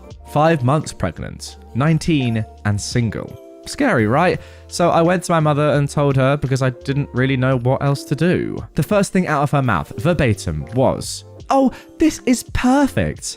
Can I have it?" Obviously, I thought I heard her wrong, or that she was just screwing with me because, what? But no, I'd heard her perfectly. She went on about how she thought her new boyfriend was going to break up with her, and that since he was a widow, his wife and child had died in childbirth, he wouldn't leave her if she got pregnant. On the spot, she pitched this elaborately stupid plan of us hiding my pregnancy and then passing my baby off as her own, as if we didn't live in the same city as all our family. Basically, I told her she was crazy, and we went back and forth for a bit before she threw a full-blown tantrum, screaming about how ungrateful I was and why couldn't I just do this one thing for me. And she stormed off and locked herself in her room, where she promptly went on her phone and aired out my entire situation on Facebook. Well, within the hour, both sides of my family knew. My father, equally an entitled jerk but separated from my mother, showed up with his girlfriend at my door and informed me that they'd already set up an appointment for the following week with a local adoption agency, and that they knew I'd do the right thing, which I did by packing my stuff and couch hopping with friends for a bit until I got on my feet. This honestly wasn't the worst thing my entitled mum has ever done to me, but it was definitely the turning point to realizing I didn't want or trust her around myself or my child. Anyway, I haven't really talked to or seen either of my parents since, and now I have a charming 3-year-old boy and a lovely fiance, so life is much better. That is amazing to hear. Right, okay, fine. Is this the most stupid one so far? Oh, this is perfect. Can I have your baby? How about no, but for $1 million, yes. Now that didn't actually come into part of this story, but my question to you, OP, is for $1 million, would you have sold your baby? That has got to be tempting. I know I'd be tempted. In all seriousness, this is a weird story. I don't really know what your mum was actually thinking of this entire time? Do they want you to give your baby up so they could adopt it? I don't really understand what's going on. Like, both your parents are just mental. And overall, it's just great that you got out of there. As you can tell, I'm still quite confused. This honestly wasn't the worst thing my entitled mum has ever done to me. Right, so what's she done then? Apart from trying to steal your baby. Things are worse than that? I don't even want to know. I'm joking. I do. Make another post, please, OP.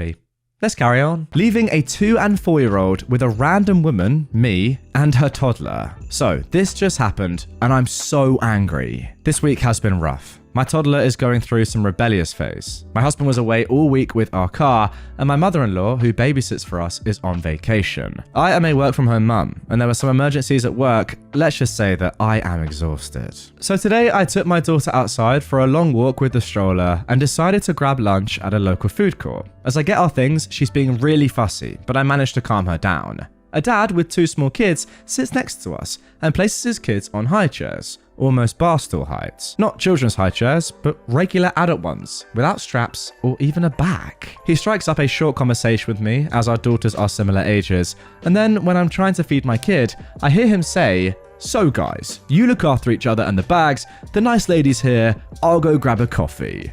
And before I say anything, he's gone. I was surprised, like very surprised, but alright, I can understand a fellow parent being tired and needing a coffee. I bet he'll be back in a minute, right? Nope. 15 minutes later, my meal is completely untouched as I try to keep my toddler sitting while persuading 2 kids that I've never seen before to not jump down from their bar stools. The older one was nice and wanted to chat, but also tried to jump down and go and look for his father multiple times. The younger one is just a toddler herself and is afraid of the height. So every time I turn around to my daughter, she goes to jump down on the hard floor. I'm losing it. This is not what I need today. Another 15 minutes later, so half an hour in total, the dad finally comes back with a Starbucks cup. The Starbucks is not even in the food court, it's on the other side of the mall. He goes, "Sorry guys, there was a queue," and doesn't even look at me. I feel myself ready to say something nasty, so I just grab my completely cold food, wave bye-bye to the kids, and leave with my daughter. What the frick? Who does that? What would he do if I just up and left? If my child started screaming and I just had to leave? The place was crowded. He'd never find his kids, who were nice enough to tell me they were 2 and 4 years old. I feel like a gullible idiot for just caring for that idiot's kids, but I couldn't live with myself if something happened to them. None of that was their fault. Thank you so much for reading my rant. My daughter just fell asleep and I needed to get this out. Oh no, and there we go. Saving the most stupid post to last. Something that I don't even plan on doing, but it seems to happen quite a lot these days. You left a 2 and a 4-year-old alone for half an hour in a shopping mall. Like, I'm sorry. It's a weird thing to say, but at that point they deserved to be kidnapped. Not the children. They don't deserve that. They're obviously nice people and grow up to be phenomenal humans that contribute to society very well, I am sure. What I mean by that is this dad does not deserve to have children. Like, this is not a carer, this is not a guardian, this is not a parent. This is an absolute imbecile. Yeah, fair enough. Maybe he's addicted to Starbucks, and I don't want to blame Starbucks for this, but I kind of do. Is Starbucks the reason why a lot of children right now are being abducted? Comment down below. My boyfriend asked for a paternity test. As soon as the results show he's the father, I'm leaving him. I'm a new mum to a baby boy who is my pride and joy. And though it's been a roller coaster adjusting to taking care of a baby, the past few months have been great. Tiring, but great. I have a boyfriend of 3 years who is the first person relationship-wise that I've ever loved. And I thought we were doing great as new parents, but also as partners. Friday, he came home and he asked me for a paternity test. Just like that, completely out of the blue. I was putting away the dishes and he asked for one, like he was asking what was for dinner. I'm a different race from him, but our child, apart from the skin tone, is literally his mirror image from pictures I'd seen of him when he was a baby. I was stunned when he asked, and his reasons were that he had to be sure he was the father, he had to have that certainty. All I remember as he was speaking is just immediately feeling pain. The man I love doesn't trust me. He would actually believe that I would screw someone else, cheat on him, and then try to pass off another man's baby as his. I've never ever given him reason to think I would cheat on him. I've tried to be transparent and communicated, but it wasn't enough. He told me he would give me time to think about this, that he wouldn't go behind my back and do this test, but for our relationship to move forward, he needs to be 100% sure. He repeated this because he, in his words, needs you to realize how serious I am. After thinking for a couple of days, I'm going to allow him this paternity test because I have nothing to hide. I never cheated and would have never cheated on him. Once it's proven that he's the father, I'm ending it. I'm leaving the same day, and I'm going to try my best to be a cooperative co-parent with him. In the meantime, I'm coming up with my exit plan, a place to live, and a lawyer to work out a custody arrangement and courts. I can't even tell my family or my friends right now because they would go nuclear, and my first priority is our child. I hope the test was worth it to him. I'm not asking for advice or reassurance or to explain his side. I'm just realizing this part of my life is now over. What a way to start the new year. And what a way to start this episode. But without further ado, the whole point of this subreddit is that we get to know what happens next. So here is the first update 3 weeks later. We did the paternity test my boyfriend wanted. It's been a couple of weeks since I posted, and I've just been navigating things after. I'm gonna call my boyfriend Mason to keep things clear. This is going to be long. Sorry, don't be. Also, why post this on Reddit? I don't know, guys. I don't know. But to clarify a few things. One, we're different races, but to my knowledge, his family plus extended is more than okay with it. His mother actually set us up. I went to a dinner party and he and I were the only single people who had been invited, and we hit it off. She admitted to trying to set us up for months. Two, we have had no issues with cheating or any situations where things could be sketchy during the years we've been together. We also haven't broken up or taken any breaks. 3. Our son is his mirror image. My boyfriend confided to his cousin about the paternity test a couple of days after he asked me, and the cousin told his wife, and it spread like wildfire, especially in their family group chats. His mum put an end to the speculation though by doing a half and half pic of him and our son, but also adding some additional individual pics of both of them. She posted the pictures in the family group chat and said, "Look at the old pics I found of Mason." After people commented, she said, "Actually, the one on the right is my grandchild, or this one isn't Mason." Literally, the family members just thought that it was the same person in all of the pictures and that some of the photos were taken in darker lighting. That is how much our son looks like him, which I find funny but also a little annoying. Like, I carried you for 9 months, all for you to be a copy of your dad. I didn't see the group chat, but the topic died down when his mum did that. Anyway, we talked. When I'd made the first post, I was so angry and planned to leave, but the anger was quickly replaced by hurt once I calmed down. I realized if I blindsided him like that, I would be doing the exact same thing that he did to me when he asked for a paternity test. I planned to ask him to talk, but I also didn't want him to think that I was trying to get out of the test. So beforehand, I booked an appointment at 2 different paternity test locations. I asked him to talk when he came home, and I made sure our child was at my mum's. I told him that whatever happened with this talk, the paternity test had been booked and would go forward. I basically asked him his reasoning, and when he started having doubts about paternity. Was it a previous relationship? Did cheating happen? He said it was about a week before he asked me that he started having doubts. He said that he was on his lunch break one day just reading articles, and he clicked on an old article about a man who found out his 3 kids weren't his after like 20 years. This led him into a rabbit hole of podcasters and YouTube videos that encourage men to ask for paternity tests.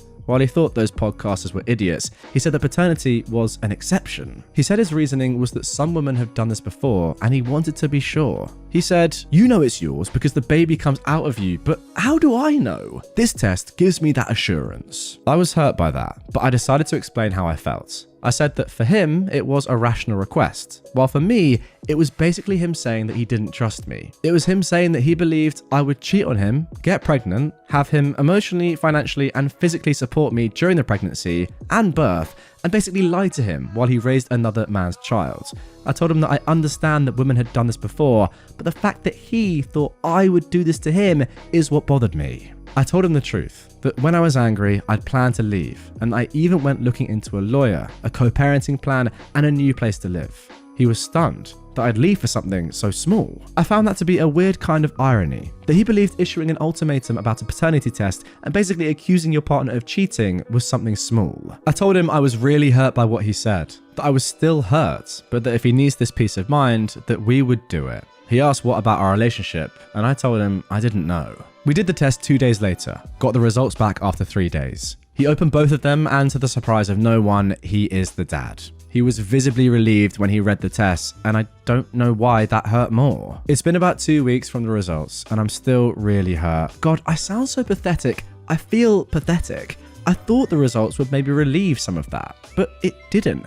It's like a switch clicked when he asked for the test, and I can't find a way to click it off. I'm pretty sure that postpartum is playing a part in this, because all I do is cry, and I wasn't like this before. I've also moved into the spare room, something he was against, but I felt bad, because apart from when our son is awake, I'm sad all the time. I'm looking for a therapist. I don't know how people find therapists they like so quickly, by the way, and he wants to do couples therapy and is looking for one. He already has a few appointments booked just to try them out. He wants to move on, marriage, more kids in the future, and go back to where we were, and thinks that our relationship is now stronger. While I'm just thinking, our relationship right now is weaker than a person on stilts. I don't know if I would say we're together. The physical affection is gone. I'm not in the right mindset, and I don't want him to touch me. We rarely talk about anything but the baby. It's awkward, and I'm trying to find a way back to where we were, and I can't see how. I'm going to try and fix this and try therapy, individual and couples, but I just have this feeling that this is basically a sinking ship.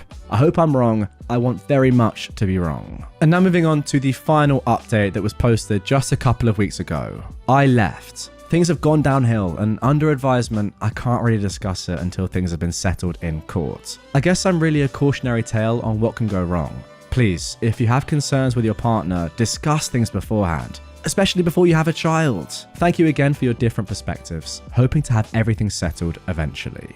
And there we go, a truly horrible story all in all. I personally can't think of anything worse than being in OP's spot here. And by the way, all the time when you're saying you feel pathetic, you're so pathetic, you're definitely not. Like, it's as simple as this, as you said it yourself. The trust that you have with your partner, who you're about to have a kid with or have just had a kid with, is completely gone. That's not pathetic. That is literally what the entire relationship is about. And also, if he doesn't understand why that's such a big deal to ask for a paternity test, then is he really someone that you want to be with anyway? That's such an obvious thing. And look, even if he really does want to get a paternity test for whatever reason, he has to understand why that's such a terrible thing to ask for, surely. It just goes against everything that a relationship would ever be, in my opinion. Sucks. I will say though that from my perspective, again, I obviously don't know what's really going on, the inner workings of the relationship, how it is day to day, but from what I've just read, I think you made the right decision. I don't really know what you mean by things have gone downhill and you can't say about it because of a court case. Fair enough. I hope you're safe and it wasn't, too out of hand. But yeah, to me, it does seem like it's a good thing that you left. And that is just compounded, to be fair, by the final update. Okay, moving on to our next post. Now, this one was also posted on r/true off my chest. My sister is infertile and I'm glad. I am a 28-year-old woman and I have an older sister, Angela, who is 30, whom I've never liked. She always had to compete with me, but never in a normal sibling rivalry way. Our entire life, she always seemed resentful of my existence, as the spotlight couldn't perpetually shine on her, so she had to step on everything I enjoyed. Per se, if I learned piano, she had to learn piano. If I excelled at a subject, she suddenly became a scholar in it. If I told my mum I had a crush, Angela would be dating that boy in a week. I'd always tell my parents when she did this, but I was disregarded because sisters copy each other and I can't gatekeep what she likes. She always monitored what activities I did and the clothes I wore so she could outdo me. If I wore a flannel, Angela would come to school wearing an all flannel dress. It was 2010 and that was peak fashion in our school. There was also more praise that followed Angela. Even if I took the initiative to begin the activity first, she was praised because she was better. My parents would miss work to attend her dance recitals, going to every single one because the world would stop if they missed it. However, I remember maybe 2 of mine they attended because they were stuck at work or were otherwise preoccupied. Angela reveled in this. She'd make comments under her breath around our parents. Whenever our parents weren't around, she'd tell me how much she hated me and how I should stop trying because I'd always come second to her. She also physically bullied me in school. Angela purposely tripped me, threw things at me, and hit me in the hallways on a nearly daily basis. The school had gotten involved multiple times, threatening Angela with suspension, and my parents fought it every time. My parents repeatedly told administration that this was a family matter and we were just bickering like normal sisters. She was never once, though, reprimanded by either parent. Once, Angela was caught impaling a cat on the school fence, and my parents still defended her, saying this was normal teenage behavior. Oh my god. I often was the one in trouble, as Angela would start crying, saying how she was being targeted by the school when I had antagonized her. After one of these occasions, Angela cut and bruised herself to prove to Dad that I was the aggressor. Wow, that is so manipulative. I became a pariah due to Angela's malicious rumors about me, so it was difficult for me to make friends. I resorted to only befriending people from other districts. Angela eventually made sure I had nobody by stalking them, befriending them, telling all my friends lies about how I was favored by our parents, and I constantly bullied and belittled her. She even stole boyfriends of mine doing this, convincing them I was horribly mean and an awful person that copied her every move. Once, she catfished me on MySpace for 4 months and baited me into sending her nudes, which she proceeded to send to my parents and everyone in school, including teachers. What? This woman is mental. Later on, she told one of the boys I liked that those were actually her pictures and that I had catfished her. I can't actually quite believe what I'm reading. This is one of the most disgusting people I think I've ever come across, ever. Let's carry on. The day of my high school graduation, my mum sat me down and told me Angela revealed the horrid abuse she'd suffered at my hands and that I was no longer welcome in their home. After moving out the next day, my parents made very few attempts to communicate with me, only the occasional holiday and birthday text. All financial aid was also abruptly ended as soon as I stepped foot on campus. I met my now husband shortly after this, and we were married within a year. They did not feel inclined to attend my wedding or even congratulate me. I informed my parents when I had my first child 8 years ago as an opening, but they have made no attempt to contact or meet any of my now 3 children. Best I know of Angela now from what I've heard is that she got married to one of the boyfriends she stole from me in high school, and she's been posting about her infertility issues and how she can't offer my parents their first grandbaby. After years of silence, I received a text at 8 this morning from my mother that I will copy and paste below. Hey OP, it's me, your mama. We haven't talked in a while and I surely miss you terribly. I wanted to let you know that your sister just had a miscarriage earlier this week. Angie and Justin are struggling a lot right now. Send something a little sweet her way. I'm sure she'd appreciate it. Get back to me. I love you. I hate to say it, but I'm glad she's suffering. I'm glad she doesn't get to be a mother. If she tormented me for years, what would she do to a child, especially a girl? I don't wish death on any baby, but I know in my heart that child would be damaged by her. I'm angry at my parents, expecting me to have any sense of obligation to her. I don't even have any sense of obligation to them. They always believed her and dismissed me. I was always the problem child. And it's strange how my mother can be so warm to me when asking me to do something for my sister. Also, the fact they cared more about my sister's now dead fetus than my actual children, who wonder why they've only got one set of grandparents. I feel some sort of guilt for it, but I refuse to offer any condolences to my destructive, narcissistic sister who's been justified in her bad behavior since birth. Maybe this will change her, help her develop empathy or any type of emotion that isn't hate or vindictiveness. If that happens, I would be more than willing to offer support, but until then I feel nothing but a small inkling of happiness that she's hurt. Am I awful for this? My gosh, I mean, guys, update, of course, incoming. But first of all, I need to answer that question. And the resounding answer is quite an obvious no.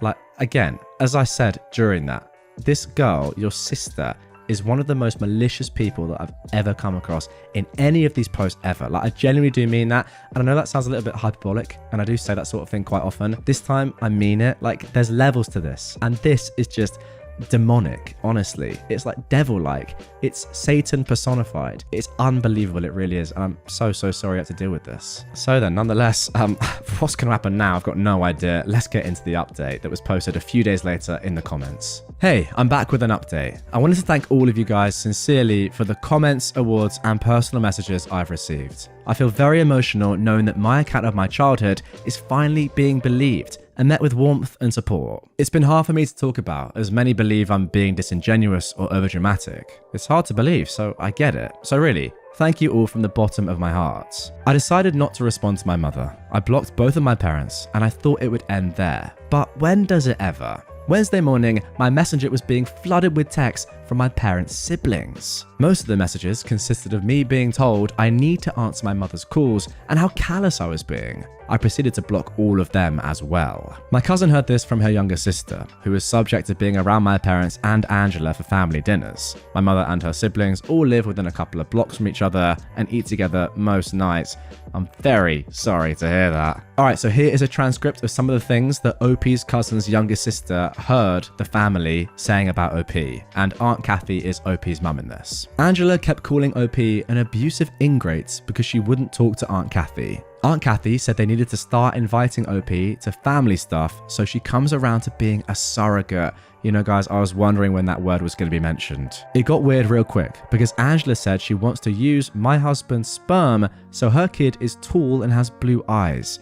Then Kathy, OP's mum, was saying how they just need to be around her for like a year, then they can cut her off again, or whatever. Angela kept saying that OP is the only way she can have kids because she doesn't want to raise someone's trash baby. Now, reading those messages made me want to hurl. Do they think that my uterus is some fish hatchery that can be bought with some kind words and casserole? It's nice to know Angela is too much of a narcissistic butt to adopt though. I am officially done with every single one of them. If they tried to come around me, I would get a restraining order before they can even darken my doorstep. Between the weak conspiracy they've come up with to try and use me like a baby bargain bin and the nasty words they continue to speak about me, I will no longer claim to have a family outside of the one I've created. I'm sorry if this is difficult to read, but reading that again just got me so worked up.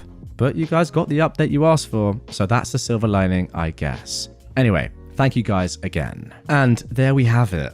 Again, much like the first story there, guys.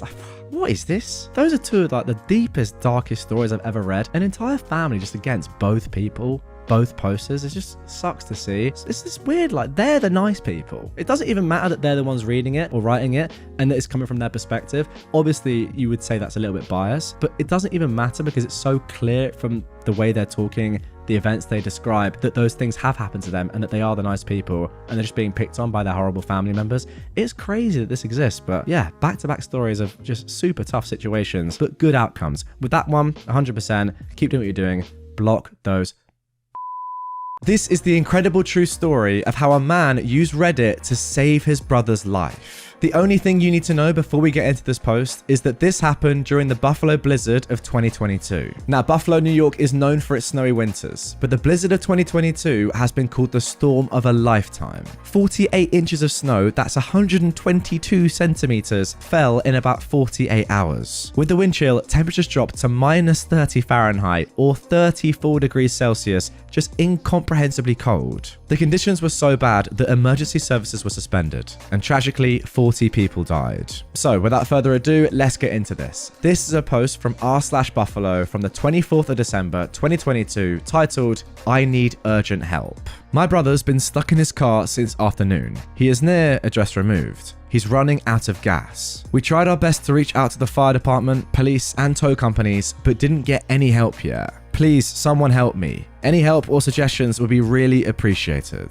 Now, here is a comment from a local about the conditions in the area. Volunteer firefighter here. Our trucks cannot move in this snow. We are getting stuck. We cannot get to anyone at the moment. At least 50% of the town's fire apparatus are stuck somewhere. I hate to say this, but if you can contact him, tell him help is probably not coming. He's going to have to get resourceful. Knock on doors, do something. There's nothing we can do at the moment. We are snowed in the fire hall. And here is another comment from another user, Spore. I live close by. I can bring some gas and warm clothes probably. If he's up for it, I can walk him back to that fire hall. I live near that area. And now we're going to jump to a new post written by Spore on r/Buffalo just a few hours later. I saw another post on here saying somebody was stuck on street removed near Crabapples. Well, I think to myself, hey, I only live about half a mile from there. I bet I could help this person. And I made the decision to go. He's been stuck there all day and his clothes were wet from the snow trying to leave, so I knew he was in need of help. So I'm getting myself ready. I grab what little gas I have. I grab some food and water in case he needs any, and some new warm clothes and a blanket for him. Then I gear myself up. I put on some thick hiking socks, sweatpants, a backpack to carry my gear, puffy snow pants, a Hanes white tee, 2 sweaters, a jacket, a high-vis vest, thick leather winter gloves, insulated winter muck boots, a headband, and a motorcycle helmet to try and combat the snow and wind. That is how you know this is so treacherous. It's time to head out. It's about 11 p.m. Wind gusts are still ripping outside and snowdrifts can bring the visibility down to 0. The motorcycle helmet is a mixed bag of being a help and having snow stuck in my face, but overall a good choice. Now let me tell you that going to get this man was difficult. I'm a taller man myself, so the snowbanks weren't as much of a struggle for me, but unfortunately when the snowdrifts go up to my mid-thigh and every step has my foot drop all the way down into the snow with no resistance, it leads to just walking becoming a big task in itself. So I'm making my way down the street and it's difficult. I get that I'm wearing a motorcycle helmet and it's hard to breathe in that, but even when the visor was lifted, it was still hard to breathe. Not only from the snow constantly blowing in my face, but also the fact that it was hard to walk. I'm in decent shape, but walking through these drifts is no easy task. I just want to reiterate, guys, in case you've forgotten, over a meter of snowfall and the temperature is -30. Eventually, I make it down my street and a few streets over, switching between easier and near impossible spots of walking along the way. I get to an automotive business and their building blocked a lot of the snow, which let me walk like normal for once in a long while. I keep tracking, but now I'm near a main road without buildings as densely packed, so the snow drifts are blinding at points, and I need to go and focus on buildings and objects to know where I'm going. Eventually, I make it to the man's car after a good 40 minutes of walking when I only traveled 0.6 miles. So I get to the car and give him some clothes because that's mostly what he was interested in. Didn't care for any gas or food or water, but I made sure to offer it to him to be sure. He changes and gets ready to make the trek himself with my help. After a few minutes, he's ready and we're on our way. He says he talked with someone and he has a house he can go to be warm and safe for the night that's about 0.3 miles away. Alright, sounds good. Let's head there. We make our way there. The man is not well dressed for the weather, but you gotta work with what you've got. He's got regular sneakers on, his pants and my snow pants I gave him, the hat I gave him, the sweater I gave him, and his shirt underneath. He throws a blanket on his head as a kind of protection against the wind and snow. It's bad out. My tracks from just a few minutes ago are all but gone, but I know the way I'm going, so it's alright. We walk up the road to the cross street and quickly cross the street. It's hard to see or hear anything, so we can't really tell if a plow is coming, so we act fast to try and stay safe. Then we make it to the side street. Well, needless to say, that street hasn't been plowed in ages. Snow drifts near my chest and no pass available, so time to trailblaze and make our own. We need to make it like maybe 9 or 10 houses into the street, but with snow like this, we're barely progressing at all. I'm dressed for the conditions, so I'm only getting tired. The man I'm helping isn't doing great. Snow is accumulating on his face and he occasionally falls into the snowbanks and needs to recover. When we get near houses that block the wind, we take a break and relax because we need the energy to make it to this house and we can't give up. Well, eventually through more struggles, we do make it to the house. About 0.3 miles in 30 or so minutes. Okay, I've just done some quick mental maths here. By my calculations, that means that in 1 minute, these guys are going 15 meters. That's it.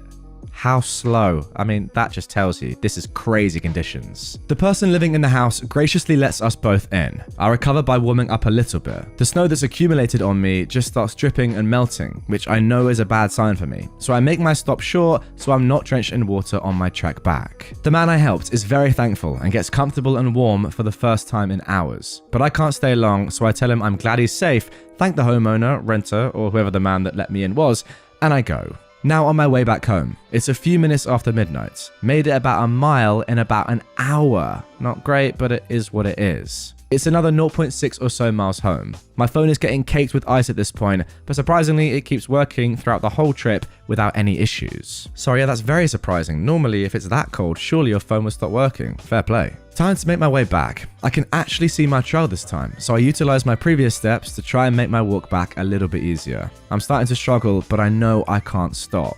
Eventually, I make it back to the street and see a front loader messing around with some snow for I'm assuming an emergency vehicle traffic.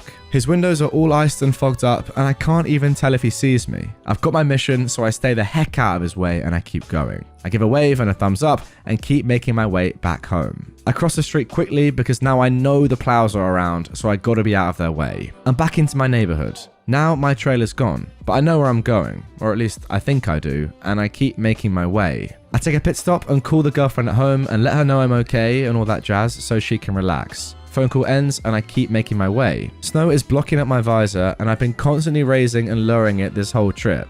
The fog and ice is really blocking my vision, so I essentially need to keep the visor up to see and only lower it now to catch my breath or block the heavy snow gusts. My progress is really slowing now, and my right leg is starting to hurt. It feels like I'm pulling something near my hip. Oh well, that's unfortunately not something I can dwell on while in the streets in a snowstorm. I keep making my way at a severely reduced pace and take a turn onto my street. Unfortunately, I was a bit exhausted and confused and made the turn one street too early and realized that about halfway down the street. Weighing my options, I decide I can't really keep going forward here without risking wasting even more time trying to get home. So I backtrack to where I made the wrong turn and continue on the correct path. Eventually, I make it one street further and make my correct turn. I'm getting exhausted at this point and my leg is really starting to bother me. No matter, gotta keep on going. I hook a left and I'm on the final stretch home. The foot trailer's gone again, so I'm on my own for making a path. Snowdrifts are getting bad and extremely difficult to get through. I start counting my paces and I can only make between 10 to 25, usually only 10, before I need to stop and catch my breath.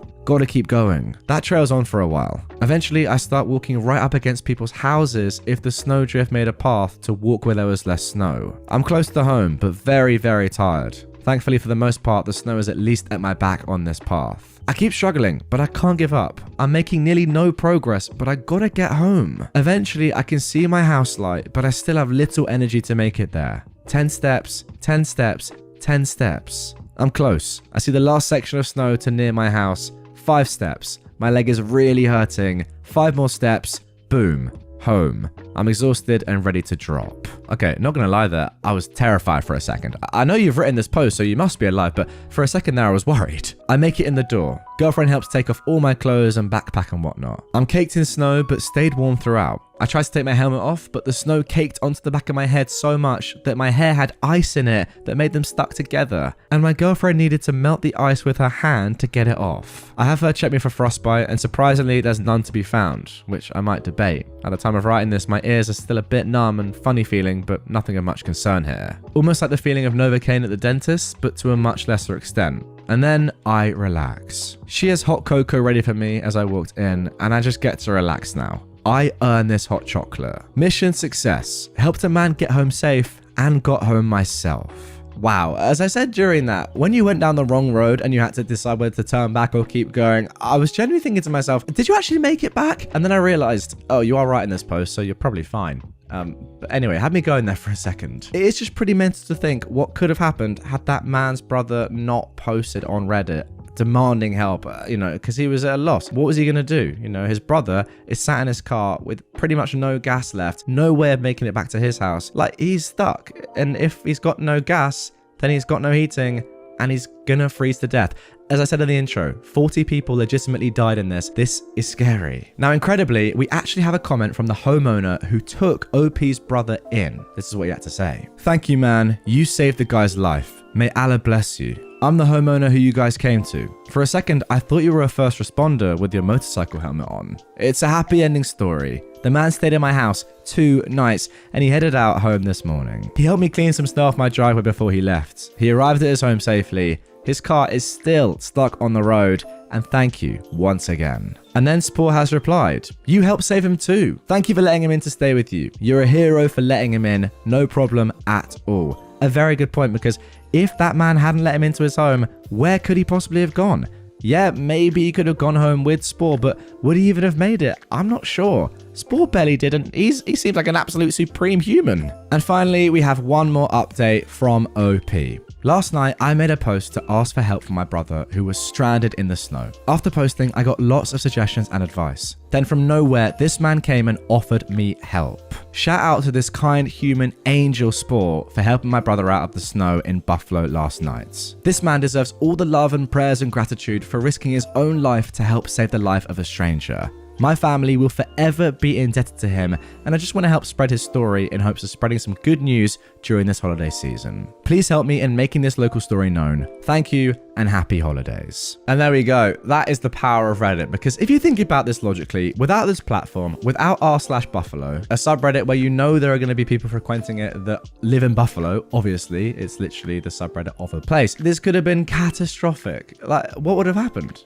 Genuinely. I think his phone was in big trouble. He was probably going to lose battery on it. I think he said it was up to his brother to post for him on behalf of him on Reddit saying this is where he is. We've lost contact, but please someone try and find him. And as I said, and I don't want to keep repeating this, but 40 people did legitimately die here. It could have been 41 so easily without Reddit, without Spore, without the man that let him into his home. Oh, mental. What a story. My entitled ex-family shows up at my job.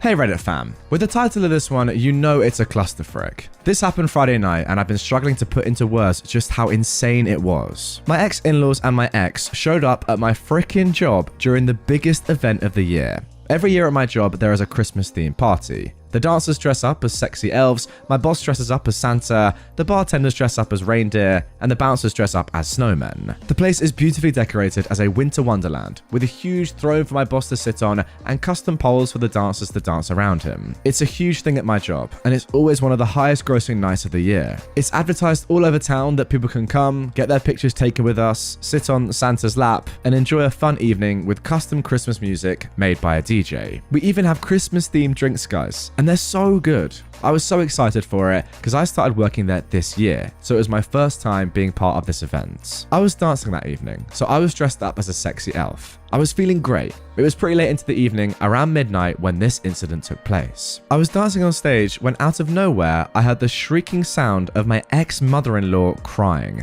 I turned around and there they were. My ex-mother-in-law, my ex-father-in-law, and frickin' Bill. My ex-mother-in-law was slapping at Bill's arm and pointing at me. I couldn't make out what she was saying over the music. All I could hear was the shrill sound of her voice. I started looking around for Kyle, my boyfriend. I couldn't see him, but I did see other bouncers, so I waved at them, trying to get their attention. We have a special wave that when a bouncer sees it, they know to come running. Bill comes to the stage and starts shouting at me while the men around him were waving cash at me. He tells me to come down and to come with him, that I was bringing shame to his family. I ignored him. I saw a couple of bouncers heading for us, so I kept dancing, believing I was saved. That was protocol. Call the bouncer and keep working to avoid making a scene. It was then that I felt someone grab my ankle and pull. In my panic, I fall and let out a scream. I look up and it's Bill. He'd pulled himself onto the stage and grabbed me. I start kicking at him with my other foot until the bouncers finally got there and pulled him away from me. I feel someone else grab me and I screamed again, but when I looked up, I saw it was Kyle. Bill and my ex-in-laws were taken into the office while I was taken backstage to ride out the panic attack. Kyle held me until I calmed down. The police were called and I got to watch as Bill was forced into the back of a police cruiser in handcuffs. He's being charged with public disturbance, assault, and trespassing. My boss was talking to my ex-in-laws, telling them not to come back and warned them the police would be called if they did. Despite how angry he was, my boss was pretty calm and polite. I then heard my ex-mother-in-law shouting about how she was going to take me to court to take my children away from me because a godless woman like me wasn't fit to be a mother. I couldn't take hearing that, and I rushed at her. Kyle had to grab me and stop me, but I was screaming at her that she was a psychopath and she would never get her hands on my kids again. That she'd raised a lying, cheating, emotionally abusive scumbag. She raised her hand to slap me, but the bouncers and police got between us. She and my ex-father-in-law got into their car and drove off after being threatened with arrest. After calm had been restored, we all went back inside and resumed the party. I made good money that night. Even Samantha, my job's entitled gossiper, couldn't deny what Bill and my ex-in-laws did was crazy. Over the weekend, I got a call from someone claiming to be Bill's ex-girlfriend, the one he cheated on me with. I asked her how she got my number and she said she had her ways. She said she decided to call me after Bill called her begging to get bailed out. She told me that during their relationship, my ex-mother-in-law treated her terribly and compared me and her in a lot of ways and always acted like she wasn't good enough. She was relieved when they went to Greece, believing her and Bill's relationship could be salvaged at that point. But she was wrong. Bill would also talk about me a lot, and she was also crying about being compared to his ex. When I got the job at the club, his behavior became more erratic. She told me that she confronted him after he was thrown out of the club because word travels fast and she heard about the whole thing. He got angry and slapped her and then threw her out of his house. She got him arrested and he was fired from his job as a result. I thanked her for the information and promptly told her never to call me again. She asked me why, and I told her that she had no issue cheating with Bill and hurting his wife and kids, and that she was only calling me to get back at him for what he's done to her. I hung up and blocked her. I plan to go file for a restraining order today, but now I'm armed with more information that will make the process so much easier and go so much faster. Win for me. And there we go. That is the end of the first post of this episode. However, the post that I'm about to read you is actually a continuation of this story because, believe it or not, more actually happens as a result of this. Now, I've got to say, when I read the title of this, I thought, okay, it doesn't sound too bad. I didn't think that your ex's family showing up to your job could possibly go as badly as this. It's great to see that there was some justice in the end, but as I said, this is just the beginning. Here is an update to this post. Update: ex-mother-in-law got arrested.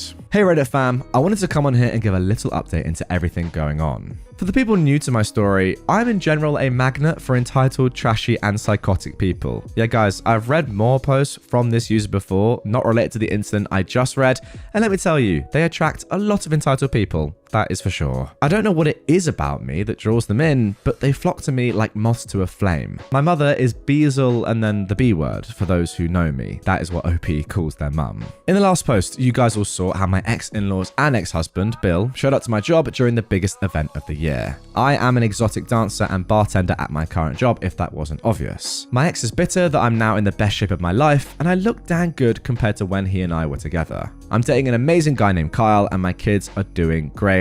On to the crazy. So after my ex-in-laws were banned from my job, I sought the counsel of an attorney. I didn't want to wait it out anymore in hopes that they would just go away like I have in the past. I'm going for the jugular with this, so to speak. I filed for an emergency restraining order, citing my kids and I aren't safe around my ex-mother-in-law and my ex-husband. My ex-father-in-law is just a shell that lets my ex-mother-in-law get away with stuff and doesn't put her in her place. My restraining order was granted temporarily within 24 hours, thanks to all of the evidence I was able to provide. My ex-in-laws and Bill were both served that very same day. We had a hearing on the 23rd, where I was able to plead my case, and the judge got to see all of the evidence I had proving why Bill and my ex-mother-in-law are dangerous for me and my kids. My ex-mother-in-law tried to pull a classic tactic of crying and wailing whenever I talked, so the judge would have to stop the proceedings to tell her to shut the frick up. Eventually, I got through what I wanted to say and showed what I wanted. Then my ex-mother-in-law and Bill were given the chance to say their piece. My ex-mother-in-law shushed Bill and completely stuck her foot into her mouth by blabbering on about religion and how God is judging me for not coming home to my husband's rule. The man is the Lord, while the woman is the subservient slave to his will, and I will burn in hell for not honoring our marriage. The judge reminded her that Bill and I are legally divorced, and my ex-mother-in-law shouted at him that no power on earth has the right to sever a marriage that is morally and spiritually binding forever. I was chosen to be Bill's wife by God, and I will honor it or there will be consequences. The judge asked her what she meant, and my ex-mother-in-law tried to play coy and said, OP will see. The judge then asked Bill to say his piece. Bill looked uncomfortable. He tried to stand up, but his mum grabbed his arm and told him to sit down. The judge threatened to hold her in contempt, and she let go, grumbling at him. Bill then stood up and moved away from his mum. He started ranting about how crazy she is and that he didn't want to be there. He thought he could manipulate me into sleeping with him, but he got tossed out on his butt when he tried, and he gave up then and there. His mum is the one that is doing all of this, and he wants no part of it anymore. His life is ruined because everything he's done has been in an attempt to appease her, and it's blown up in his face. He then begged the judge to uphold the restraining order because his mum has told him that she plans to hurt me if I didn't comply with her demands. He said she was dangerous and unhinged and suggests she needs some kind of psychological help. His mum was frickin' speechless, but one couldn't deny the look of absolute guilt plastered on her face. Turns out she does need psychological help. My ex-father-in-law then stood up and asked to say a few words. The judge agreed because he looked to be entertained by the 3 ring circus playing out in front of him. He went up to the stand besides Bill and confessed to the judge that my ex-mother-in-law is suffering from the effects of dementia, and it's been a closely guarded secret between them for the past 2 years. My ex-mother-in-law was receiving treatment, but stopped when Bill and I moved away from the old state. Since then, she's gotten worse, and he fears what she will do if left allowed to roam free.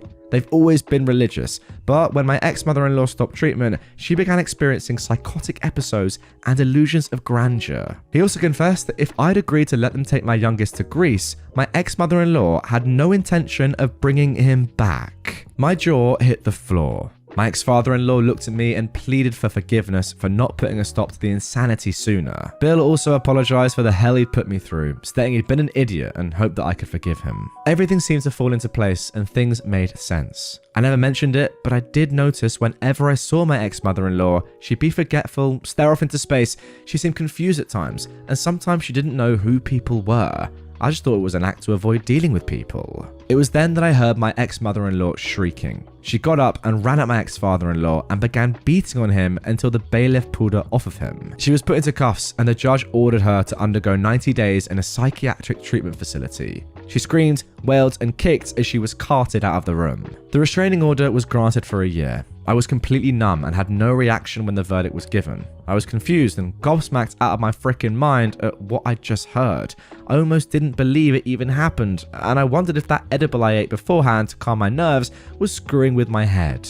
I spoke to my ex-father-in-law after court. He's taking Bill back home to the old state to help him get back on his feet. He promised me that he and Bill will never bother me again, and once my ex-mother-in-law is released, he will ensure she doesn't either. I went home and hugged my kids, and we went out to look at Christmas lights that night. So there you go, that is the end of that one. If you thought the first post was a bit mental, wow. Just imagine, picture right now in your head, this mother-in-law in court just going completely mental, not even letting her own son speak when it is directly about him. Very, very strange. And yeah, the more I think about it and the more I read there, the more I realize that it's probable that it's just this woman that's behind everything and she is the main issue here. Now, I get it, she has dementia. That is obviously a big shock. However, there's a difference between having dementia and being a horrible person, right? Like, dementia doesn't make you horrible. Sure, it can make you extremely confused and forget things because that's obvious, but it doesn't make you go mental at your son's ex and just completely try and ruin their lives. That doesn't really link up. I'm very happy to hear that you and your kids had a good Christmas. And honestly, despite the fact that this woman is just mental, I hope she gets the help that she clearly very much needs. Now, although that is the conclusion of that story, for now at least, we do have one more. Now, the title of this one is going to shock you. Kicked out of a restaurant for breastfeeding. I am a 17-year-old woman, and I feel so humiliated I can't believe I'm writing this. So, a couple of days ago, I went on a walk with my baby to a park. On the way back, I was pretty hungry and stopped by this cafe place for a quick bite and ordered a soup. I pay and sit at a table, then my baby gets fussy and I know it's time for her to eat. I had a bottle packed, but realized I accidentally left it at home, so I just gave her the boob. Then I hear a lady go, "Are you serious?" I didn't think anyone was talking to me, so I minded my business, because that's what you do when nobody's bothering you. Then I felt some harsh tapping on my shoulder, and the same lady going, "Excuse me?" Annoyed someone's hitting my shoulder, I turn around and go, "Excuse you." Karen's like, "That's inappropriate. You need to stop." I'm like, "Stop what?" She says, "Are you freaking stupid? Of course you are. That's probably why you have a baby so young." That was a good one, I'll give her that. She says something about this being a public place, and she doesn't like that I'm exposing myself in front of her husband, who's sitting at the table next to us, watching his wife act stupid, and I should go to the bathroom to take care of that or something. And I shouldn't bring a newborn baby, my baby is obviously too big to be a newborn, out in public anyway because of corona and stuff. She wasn't even wearing a mask and was all up in my face, so obviously not that concerned about corona. And also guys, this was posted just a few days ago. I don't know about you, but I feel like corona is kind of done now. Now look, I'm not going to go to the bathroom because that's weird, and I'm not leaving because I'm waiting on my soup. I tried to politely tell her I'm not leaving, and if she's worried about corona, she should back up away from me and my baby, and everyone can mind their business like normal people. She says, "Okay, I'm telling." Sorry, is she 2? How mature? She walks off and I look over at her husband and he says, "You should be more modest." I just cringe at him and look away because I'm not about to argue with a grown man. The manager eventually comes over and says I need to stop or leave. I'm kind of mind blown because I thought kicking someone out for breastfeeding was illegal, but apparently not. I said, well, she's hungry and she's going to cry if I stop. And I'm not leaving because I'm waiting on my soup, which they said would take 20 minutes because of something going on or whatever. And at this point, there's at least 15 minutes left. So can I get a refund? He said they don't do refunds, but you can give me restaurant credit like a gift card or something. But I'm definitely not going back there, so I'm not going to need that. And I just left. Of course, Karen mumbled a few things about me being insert slur here or whatever to the manager, and I told her to shut up. Then she started screaming, but I walked out the door before I could hear her to raid on me, and the manager stopped her from following me. I'm in Los Angeles, by the way, which isn't a really conservative area, but yeah, my first experience with a Karen. Okay, that's the end of that one. Now I've got to say, this one is extremely controversial. If you're watching on YouTube, you'll be able to see that I've got the comments up on the screen right here. There's a lot of information in these comments about what has exactly happened here and how what actually occurred is not only illegal, but downright disgusting as well. So first comment right here. Breastfeeding is allowed in public in all 50 states in America. You'll find lots of information here if I'm successful with adding this link. It does start off mentioning New Jersey because that's where I am. However, it goes on to list important facts that relate to breastfeeding throughout the US. Don't let people like this prevent you from taking care of your child in the way that is best for them and best for you. Okay, so as you can see, I'm on the link now, breastfeeding state laws. And if you come down just to here we go. All 50 states, the District of Columbia, Puerto Rico, and the Virgin Islands have laws that specifically allow women to breastfeed in any public or private location. So there you go. It literally says it in writing right here that you're allowed legally. So I don't really understand why you've been told to leave, why you've been kicked out, when it's literally written right here that is the law, you're allowed to do that. Therefore, what the manager did is actually illegal, and I think you need to do something about it. Right, OP has said as well here, I found some info about the owner online. I emailed him saying what happened. I know the place has security cameras since they have that weird smile you're on camera sign. Also, suing takes some money, which I don't have a lot of time to waste being a mum. Fine. And they can't imagine that they sue and win, get a great compensation, and the $5 they pay for the soup.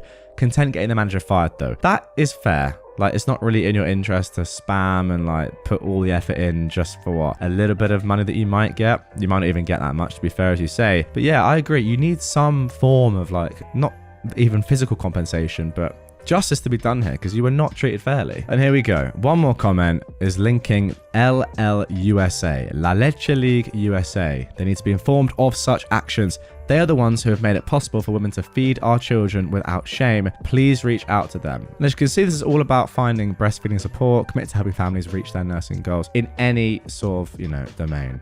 So it's crazy. I didn't know that that was the law in America because I don't live there, but maybe you guys that are American, when you were like looking and reading along with me right there, were thinking, this is not legal. And clearly, something needs to be done. Get in the comments. What do you reckon should happen next? My son stole his dead mother's ring for his girlfriend, and now he won't talk to me after making him return it. To say I was mad as heck would be an understatement. I am a 46-year-old man, and I have a son, Jake, who is 23. Jake was a good kid growing up, so him doing this was a complete shock to me. I have a daughter too, Amber, who is 16. When my wife passed away from COVID nearly 2 years ago, she already had a will in place. She was immunocompromised due to a prior condition she was diagnosed with a decade before she passed, and she made sure she had a will set just in case anything happened to her. And in said will, she divided her assets between our children. Jake got his cut as he was already 21. He used that money to put a down payment on a condo, and he also got his mother's car. But the will stated that my daughter was to get all of my wife's jewelry. That included a vintage gold ring with a diamond that had a light blue sapphire on each side of it. That ring has been passed down for generations in my wife's family. It was originally her grandmother's wedding band. Her husband was a jeweler and handcrafted the ring for himself, and it was passed down to my wife's mother when her grandmother died, and then to my wife herself when her mother passed. And it, along with the other jewelry, was to all go to my daughter. When my wife passed away, my grief was intense, but I powered through it for the sake of my family. And they supported me 100%.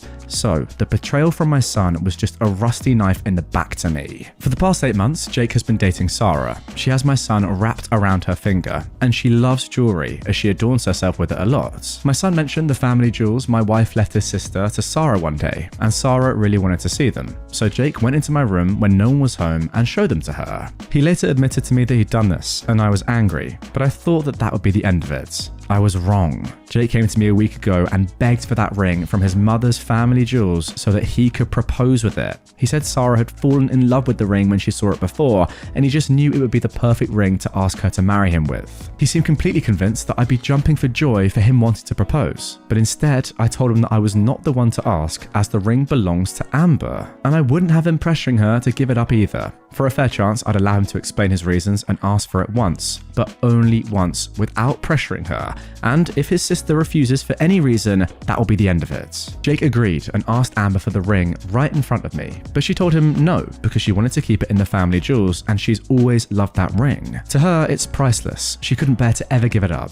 I told Jake that that was that and to not press the matter further. Jake left looking very unhappy about not getting the ring, but I thought he'd let it go and look into finding a similar one. But he came back another day while I was at work to talk to his sister after she got home from school. He and Amber got into a huge fight about the ring and Amber called me crying. I called Jake and told him to get out of my house and leave his sister alone. Jake yelled at me that he should have just as much right to the ring as his sister because my wife was his mother too. But I reminded him he got a lot of his mother's money and her car. The jewelry is Amber's and only hers. He hung up on me and Amber soon texted me that he left very angry. Later, right before I left for work, my daughter called and told me that Jake came back. He walked in dressed in a suit, went into my room and took something, then left without saying anything to Amber. She tried to keep him from leaving, but he shoved her out of the way. I rushed home as soon as my shift was over and checked my wife's jewelry box. The ring was gone. I immediately called Jake, but he didn't answer, so I messaged him that I'll get the police involved if he doesn't return the ring. Using it to propose won't stop me from taking it back.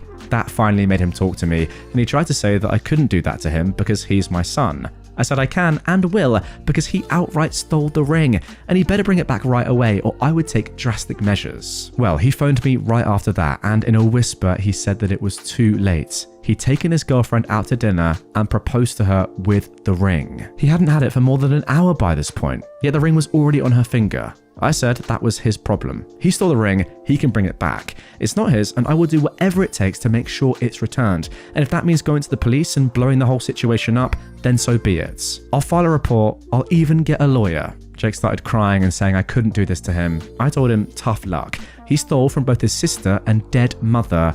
I would not back down until the ring was returned. Jake would not stop crying and making excuses, so I told him to have the ring back by morning or I would be moving forward with legal action. Jake is my son, but he still broke the law, and I couldn't overlook what he did. He said he'd be by in the morning to talk and ended the call while crying even more. Well, Jake did show up in the morning and brought his girlfriend with him to try and guilt us. Turns out she not only knew that he stole the ring, she wanted to keep it anyway because she was completely in love with the ring since she first laid eyes on it. I told her I didn't care. She could have a jeweler make a copy of it or something. But the original doesn't belong to her. It belongs to my daughter and deceased wife. Jake begged me one more time not to make her give it back, but I and my daughter stood firm. Return the ring or face police and maybe even a potential lawsuit. Jake's girlfriend pulled the ring off her finger and dropped it in my daughter's hands, called me an evil idiot, then left my house in tears. Jake started screaming at me that I may have just destroyed his relationship. I retorted that he did this to himself and his own relationship by stealing a ring that didn't belong to him. What kind of son steals from his own sister and dead mother? That is beyond terrible. Jake had nothing more to say to me and walked out to follow after his girlfriend. I didn't get anyone else involved in the situation, but Jake did. He tried getting support from friends and family, but he got the exact opposite reaction that he'd hoped for. They were all mad at him over what he'd done. I got many phone calls and messages from people offering me condolences, saying they were not on Jake's side. I tried to do damage control, but now everybody knows. It's been a week now and Jake's refused to speak to me. I've sent him detailed pictures of the ring, just in case he wanted a jeweler to replicate it. But making a copy would be very expensive unless he used fake stones, and thus far, there's been no response. I don't know what the situation is with his girlfriend, if she even still is his girlfriend after what happened, but I still stand by the fact that Jake had to return the ring. I've since had all my wife's jewelry placed in a safety deposit box that only I have access to, and the jewelry will remain there until my daughter is 21, and it may even stay there if she wants to keep it safe that way. I know I'm in the right to have reclaimed the ring. However, I don't want my son to hate me, and I don't want the family to hate him. If anyone has any advice as to how to better mediate the situation without me giving away the ring or spending a lot of money, I'm all ears. Okay, and there we go. That was the original post posted over on r/advice, as I said. Pretty weird to be making an r/entitledpeople episode and go on to r/advice, but hey, that is the beauty of Reddit, I guess. Let me know in the comments down below if you're watching on YouTube. What do you reckon? What should OP do in this situation? What do you even say to your son at this point? He's stolen his dead mum's, your dead wife's ring, when explicitly told not to. Incredible. Okay then, so here is the update just a week later on r/entitledpeople. Well, my son's girlfriend Sarah has officially broken up with him. He's devastated and blaming me. Some previously pointed out that I gave him too much credit in saying he was a good kid. He used to be, but the person he is now, I just do not recognize. Whether he was always like this deep down or if he just fell for the wrong person and let her change him for the worse is a mystery to me, but it doesn't justify what he did. After I forced him and Sarah to return the stolen ring, she apparently spent days crying in bed, then told Jake that she didn't want a different ring no matter how much he told her he'd get her another one. She wanted my deceased wife's ring, and she couldn't possibly imagine having a different one for their engagement now that it had already been on her hand, even though it was only for a few hours, and it was stolen. The last time I met someone who cried that much about being made to return stolen property, they were 4 years old. I heard more than one person say they thought Sarah was being a big baby about it. The situation was no secret because Jake spilled the beans looking for support to the whole family and his and Sarah's friends.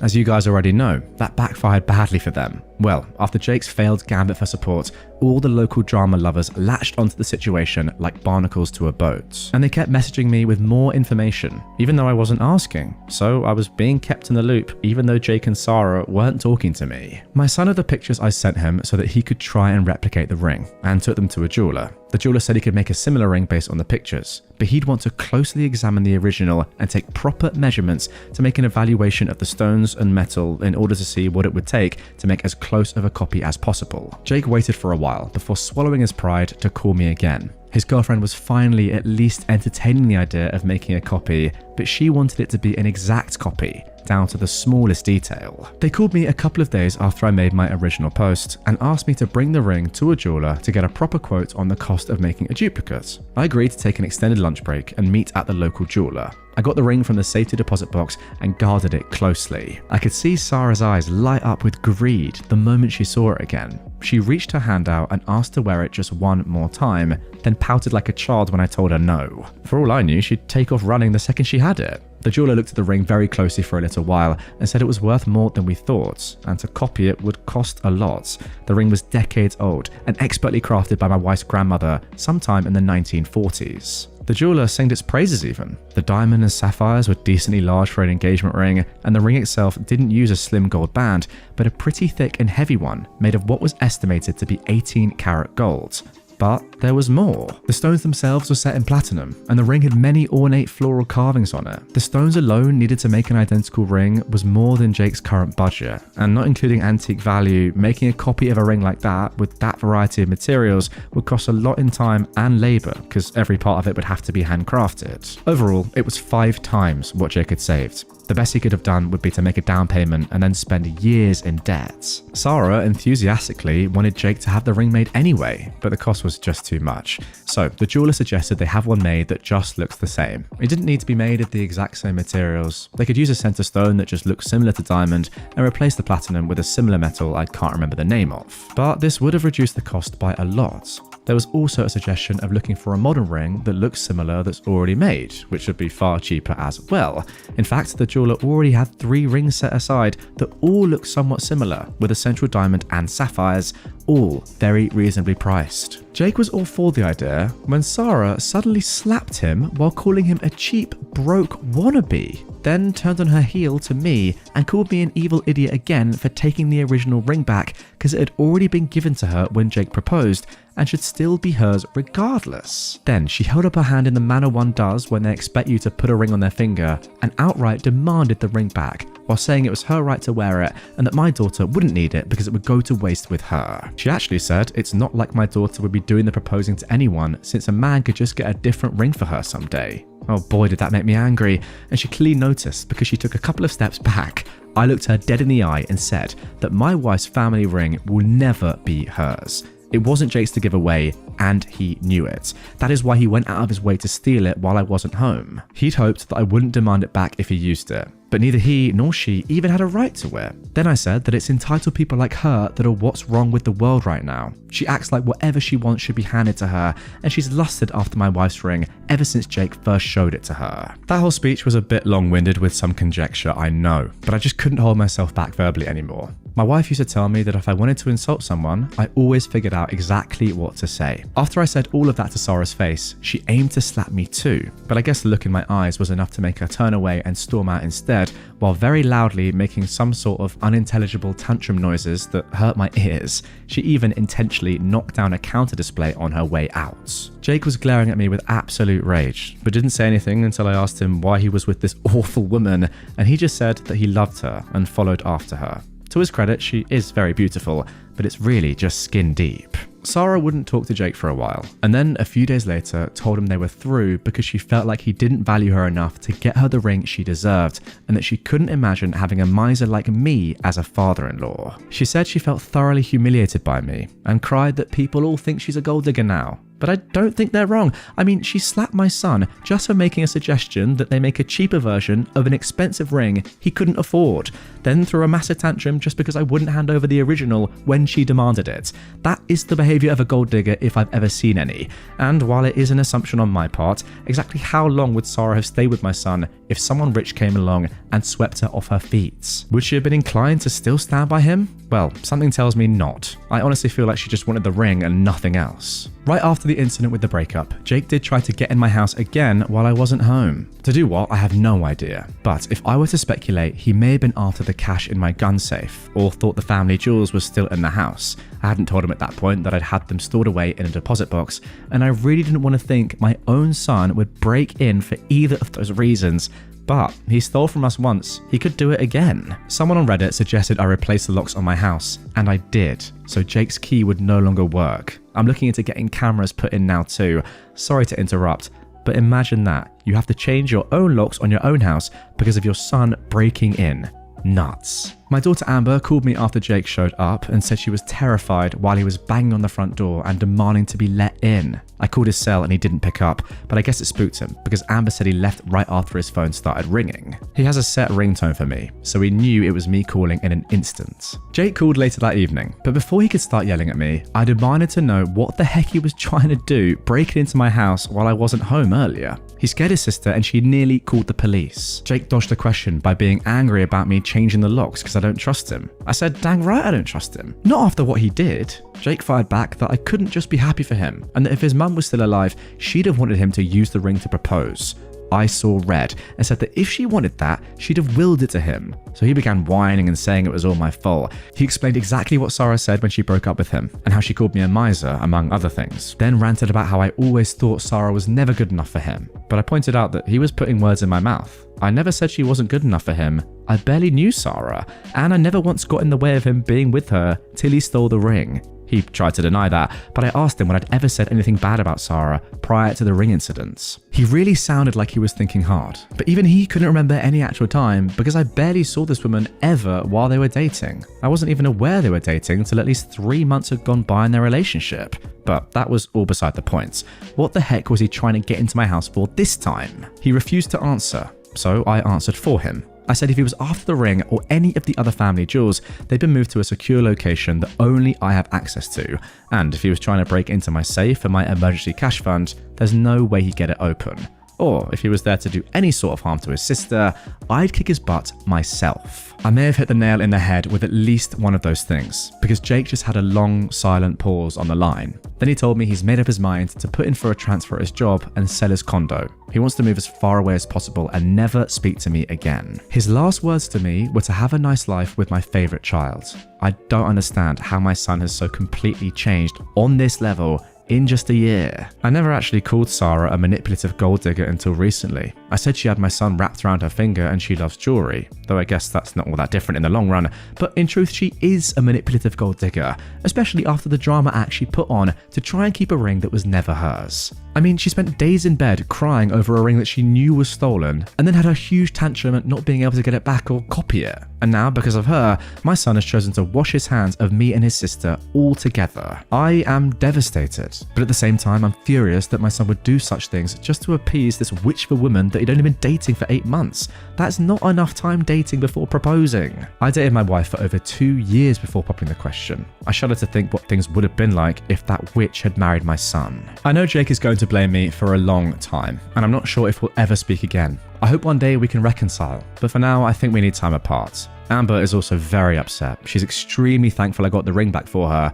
but she's just as shocked as I was that Jake has become like he is now, and she's referring to him as a brute for how he shoved her aside when he stole the ring, and also calling him a simp. whatever that means. Thankfully, she has a great support system with me and the rest of the family, something I know Jake doesn't have right now. Multiple family members have called or messaged him to tell him off, and his now former best friend even came to me to apologize. He and Jake got into a nasty fight over what he'd done, and when his own best friend since elementary school didn't see things from his side, Jake cut him off too. Jake's ex-girlfriend Sarah also got in trouble with her own family. Her parents contacted me to ask her my side of the story and then apologized for their daughter's behavior. They only knew a small bit of what happened, but they were appalled to hear about the way she'd acted. Like Jake, they said that she used to be a much kinder person, but in the past few years, she's changed so much. They are severely disappointed in her. They were also covering half of the rent to her current apartment and are now telling her that when her lease is over, they will not be renewing it. She can either pay the full rent herself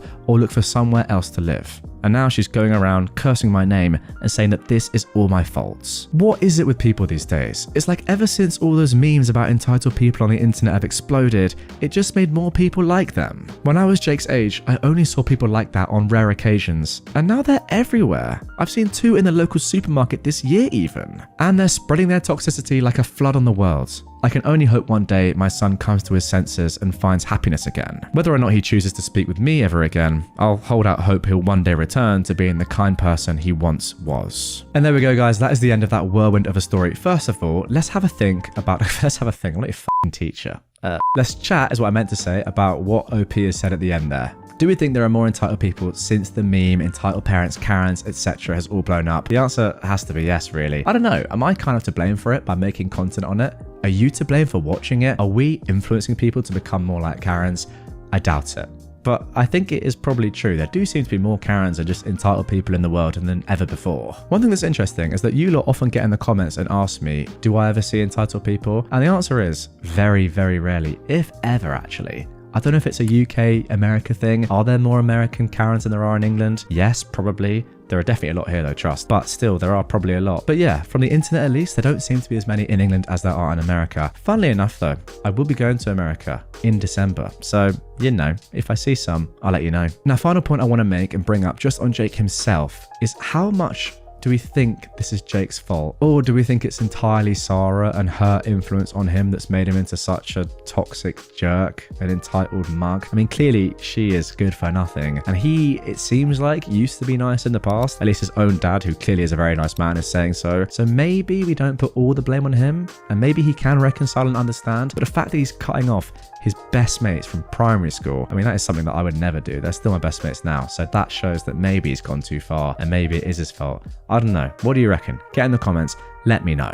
Why we don't see Uncle Mark anymore. So, this was told to me by my dad over a drink recently. He'd gotten a little drunk and ended up admitting it to me. Said it's been too long now and he'd paid the consequences, so there was nothing to come back on him. Only reason I'm posting this. Uncle Mark was my favorite uncle when I was a child. He always invited me around to show me his airsoft gun collection, hide and seek parties with my friends, and even took us to the beach. He would always come with sweets for us and acted like one of us, another child who just wanted to have fun. But then came the day that I, a 7-year-old, was meant to be going around because we were going for a ride to this amazing place. My dad was happy and cheerful for the entire day. He was going on about how much he loved the fact that his brother wanted to be in his children's life, until he got a call. I was in my room, packing my stuff, when I heard the most blood-curdling scream from my dad. He was screaming and raging. I heard him rip open our front door and slam it back shut with enough force to make the picture next to it fall off the wall. I didn't see my dad for a long while after that, and he never told me why until we had this talk, but that should be explained at the end. Mum had a lot of money saved up from a minor lotto win, so we were okay, and she always smiled and said, "Daddy is just away for a little while because he was looking after me and my siblings," whenever I asked where he was. Uncle Mark didn't come around either during this time, but we did see him in town a couple of times. Funnily enough, he ran away the moment my mum saw me waving at him.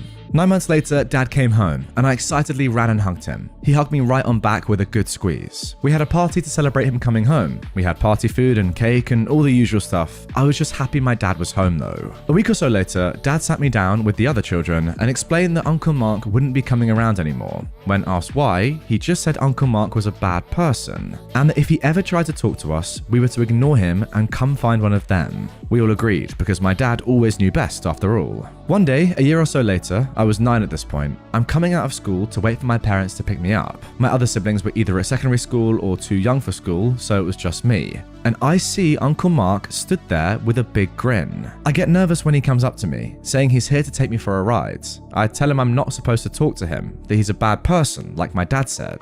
Uncle Mark got this scary look on his face for a second, then told me it was all good, and his parents had changed their mind and made to take my hand. That's when I saw my dad just appear. My dad punched Uncle Mark right in the face, and little old me saw blood fly as Uncle Mark went sprawling. I didn't see much after that, except Uncle Mark running away with my dad chasing him. He came back after a little while, sighed and took me in a hug. He told my mum to take me home and that he'd see us later. I don't know why, but I knew there and then it would be a long time before I ever saw my dad again. And I was right. 5 years. 5 years my dad was gone. My mum eventually admitted to us that he was in prison for protecting us, and we'd all guessed he'd done something to Uncle Mark. And he had.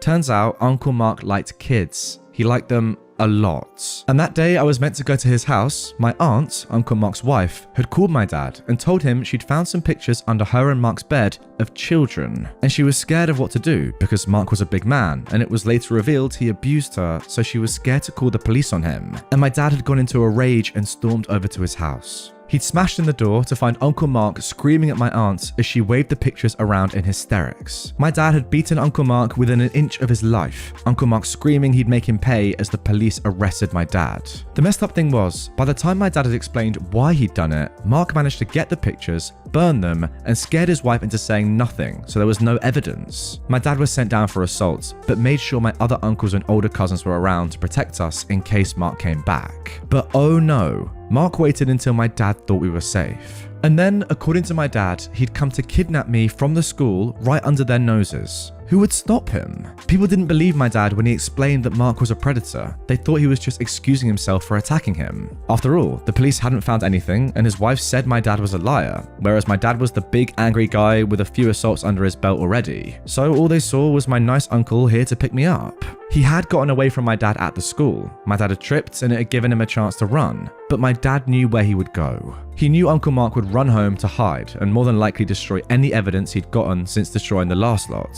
He also knew the police would be on his tail for the attack on the school, so he didn't have long. The difference was though, my dad had his car while Uncle Mark was on foot. So he drove over and demanded to know if my aunt was going to lie again after what Uncle Mark had just tried to pull. Now, I don't like my aunt much after what she pulled the first time, but I think in that moment she really realized what a monster my uncle was. He was willing to do this to her nephew just for pathetic revenge for being called out as a predator. She said she wouldn't stop my dad or save Mark this time. My dad ordered her to get all the evidence she could as he waited for Mark to appear. She came back down with pictures. Lots of pictures. He then told her to go, wait 1 hour, and then call the police. He was ending this. And as Uncle Mark appeared, my dad, who'd been waiting behind the wall of his garden, slammed him through the door of his house, and then proceeded to beat him to death in his doorway. He apparently towards the end couldn't see the floor through the blood. My dad was arrested on murder and did so without resistance, only saying he wished they'd done his job for him. But when it was revealed that Uncle Mark was indeed a predator who'd attempted to kidnap me, and the fact that they had to face the fact that they'd allowed a predator to run free, he was instead charged for manslaughter, his lawyer stating my father had gone into a protective rage and had only intended to render him harmless. Funnily enough, no one argued in defense of the predator for my dad not getting the murder charges. He said he didn't regret it, but that he wished he'd done something else purely so that he didn't miss out on so much of my life. I told him I was forever going to be proud of him for that, and that I loved him. I was a bit shocked I wasn't told just what Uncle Mark was for so long, but my dad asked if it would have made it any better to be told as a child what he really was, or now as a man who can handle the truth. And he was right. Me as a child would not have been able to mentally handle it. I'm barely able to handle it now. Well, no doubt about it, that revenge was definitely nuclear. Oh my god. I mean, look, let me know in the comments down below. Do you think it was justified or not? I'm kind of inclined to say that what you did, Dad, was fair. To be honest, I think the fact that the murder charges were dropped and he was actually charged with manslaughter instead and only got a few years in prison shows that on the whole, it probably was just about justified. Yes, of course, horribly illegal, but still, like, you know, he did the right thing, didn't he? I mean, just think, if your dad wasn't around to protect you, if he wasn't there to pick you up from school on that day, what might have happened? Sickening to think about. All right, now moving on to our second story of today's episode. Now, this one is from r/prorevenge, so a little less insane than the first, but still some great revenge nonetheless. I'll come back so long as Larry isn't there. To give you some background on my friend Tim, he's been programming since he was like 7 years old. Tim said by the time he got to college, he breezed through most of his comp sci classes because a lot of the content they were covering he'd already mastered years prior. Tim is an excellent programmer. Tim's career has been quite successful. He's worked for Google, Facebook, Amazon, and finally a hedge fund. The story starts at the hedge fund. Tim works a lot with AI technology, and at this hedge fund, he was the lead programmer manager who spearheaded an effort to optimize their AI that helped them complete literally millions of trades a day. To say his work had a massive impact was an understatement. All of this going on with COVID-19 in the background. Due to COVID-19, they went to a work from home model, where my friend Tim kept working. During the work from home, Tim was looking around his fancy $4,500 New York City apartment and wished for things like a yard, a heated pool, a nice 3-car garage, and not living in a high-rise. It dawned on Tim that he could now leave New York City. So Tim moved back to his hometown in Michigan, where he bought himself a really nice home with a heated pool, a 3-car garage, a nice yard, and guess what the yard had in it? A mother-in-law suite, which was essentially a 2-bedroom, 1-bath second home on the property of his main home, which he turned into his man cave. It's actually pretty sick. Oh yeah, and his mortgage payment was far less than his $4.5K a month rent, like half. Tim spent the rest of his COVID-19 work from home, pounding out projects, etc. He never actually informed his employer on an official basis that he moved, he just kept working. Then COVID-19 ended. Tim's boss, Larry, calls him up and goes, "Alright Tim, on Monday we're starting work back at the office." And Tim goes, "Yeah, about that. I moved to Michigan." Larry is shocked and goes, "You didn't even ask if you could do that." And Tim basically said, "Well, I didn't know I needed your permission to move," in a sarcastic as frick way. Larry insists that Tim needs to move back to New York or he won't have a place on the team. Tim says he's been doing the exact same work from home at a high level for the past year. He's willing to travel to New York for a few meetings a year on his own dime, but he feels his quality of life is so much higher outside of New York, and he has no desire to move back. To which Larry said, if Tim doesn't have any desire to live in New York, then he has no desire to keep Tim employed. Now guys, what do you think a talented senior programmer with over a decade of experience who specializes in AI technology is going to say to a response like that? If you're thinking he quits, you'd be absolutely right. He quits. Now, anyone that has done any programming knows that sometimes the best person to maintain the code is the person who wrote the code.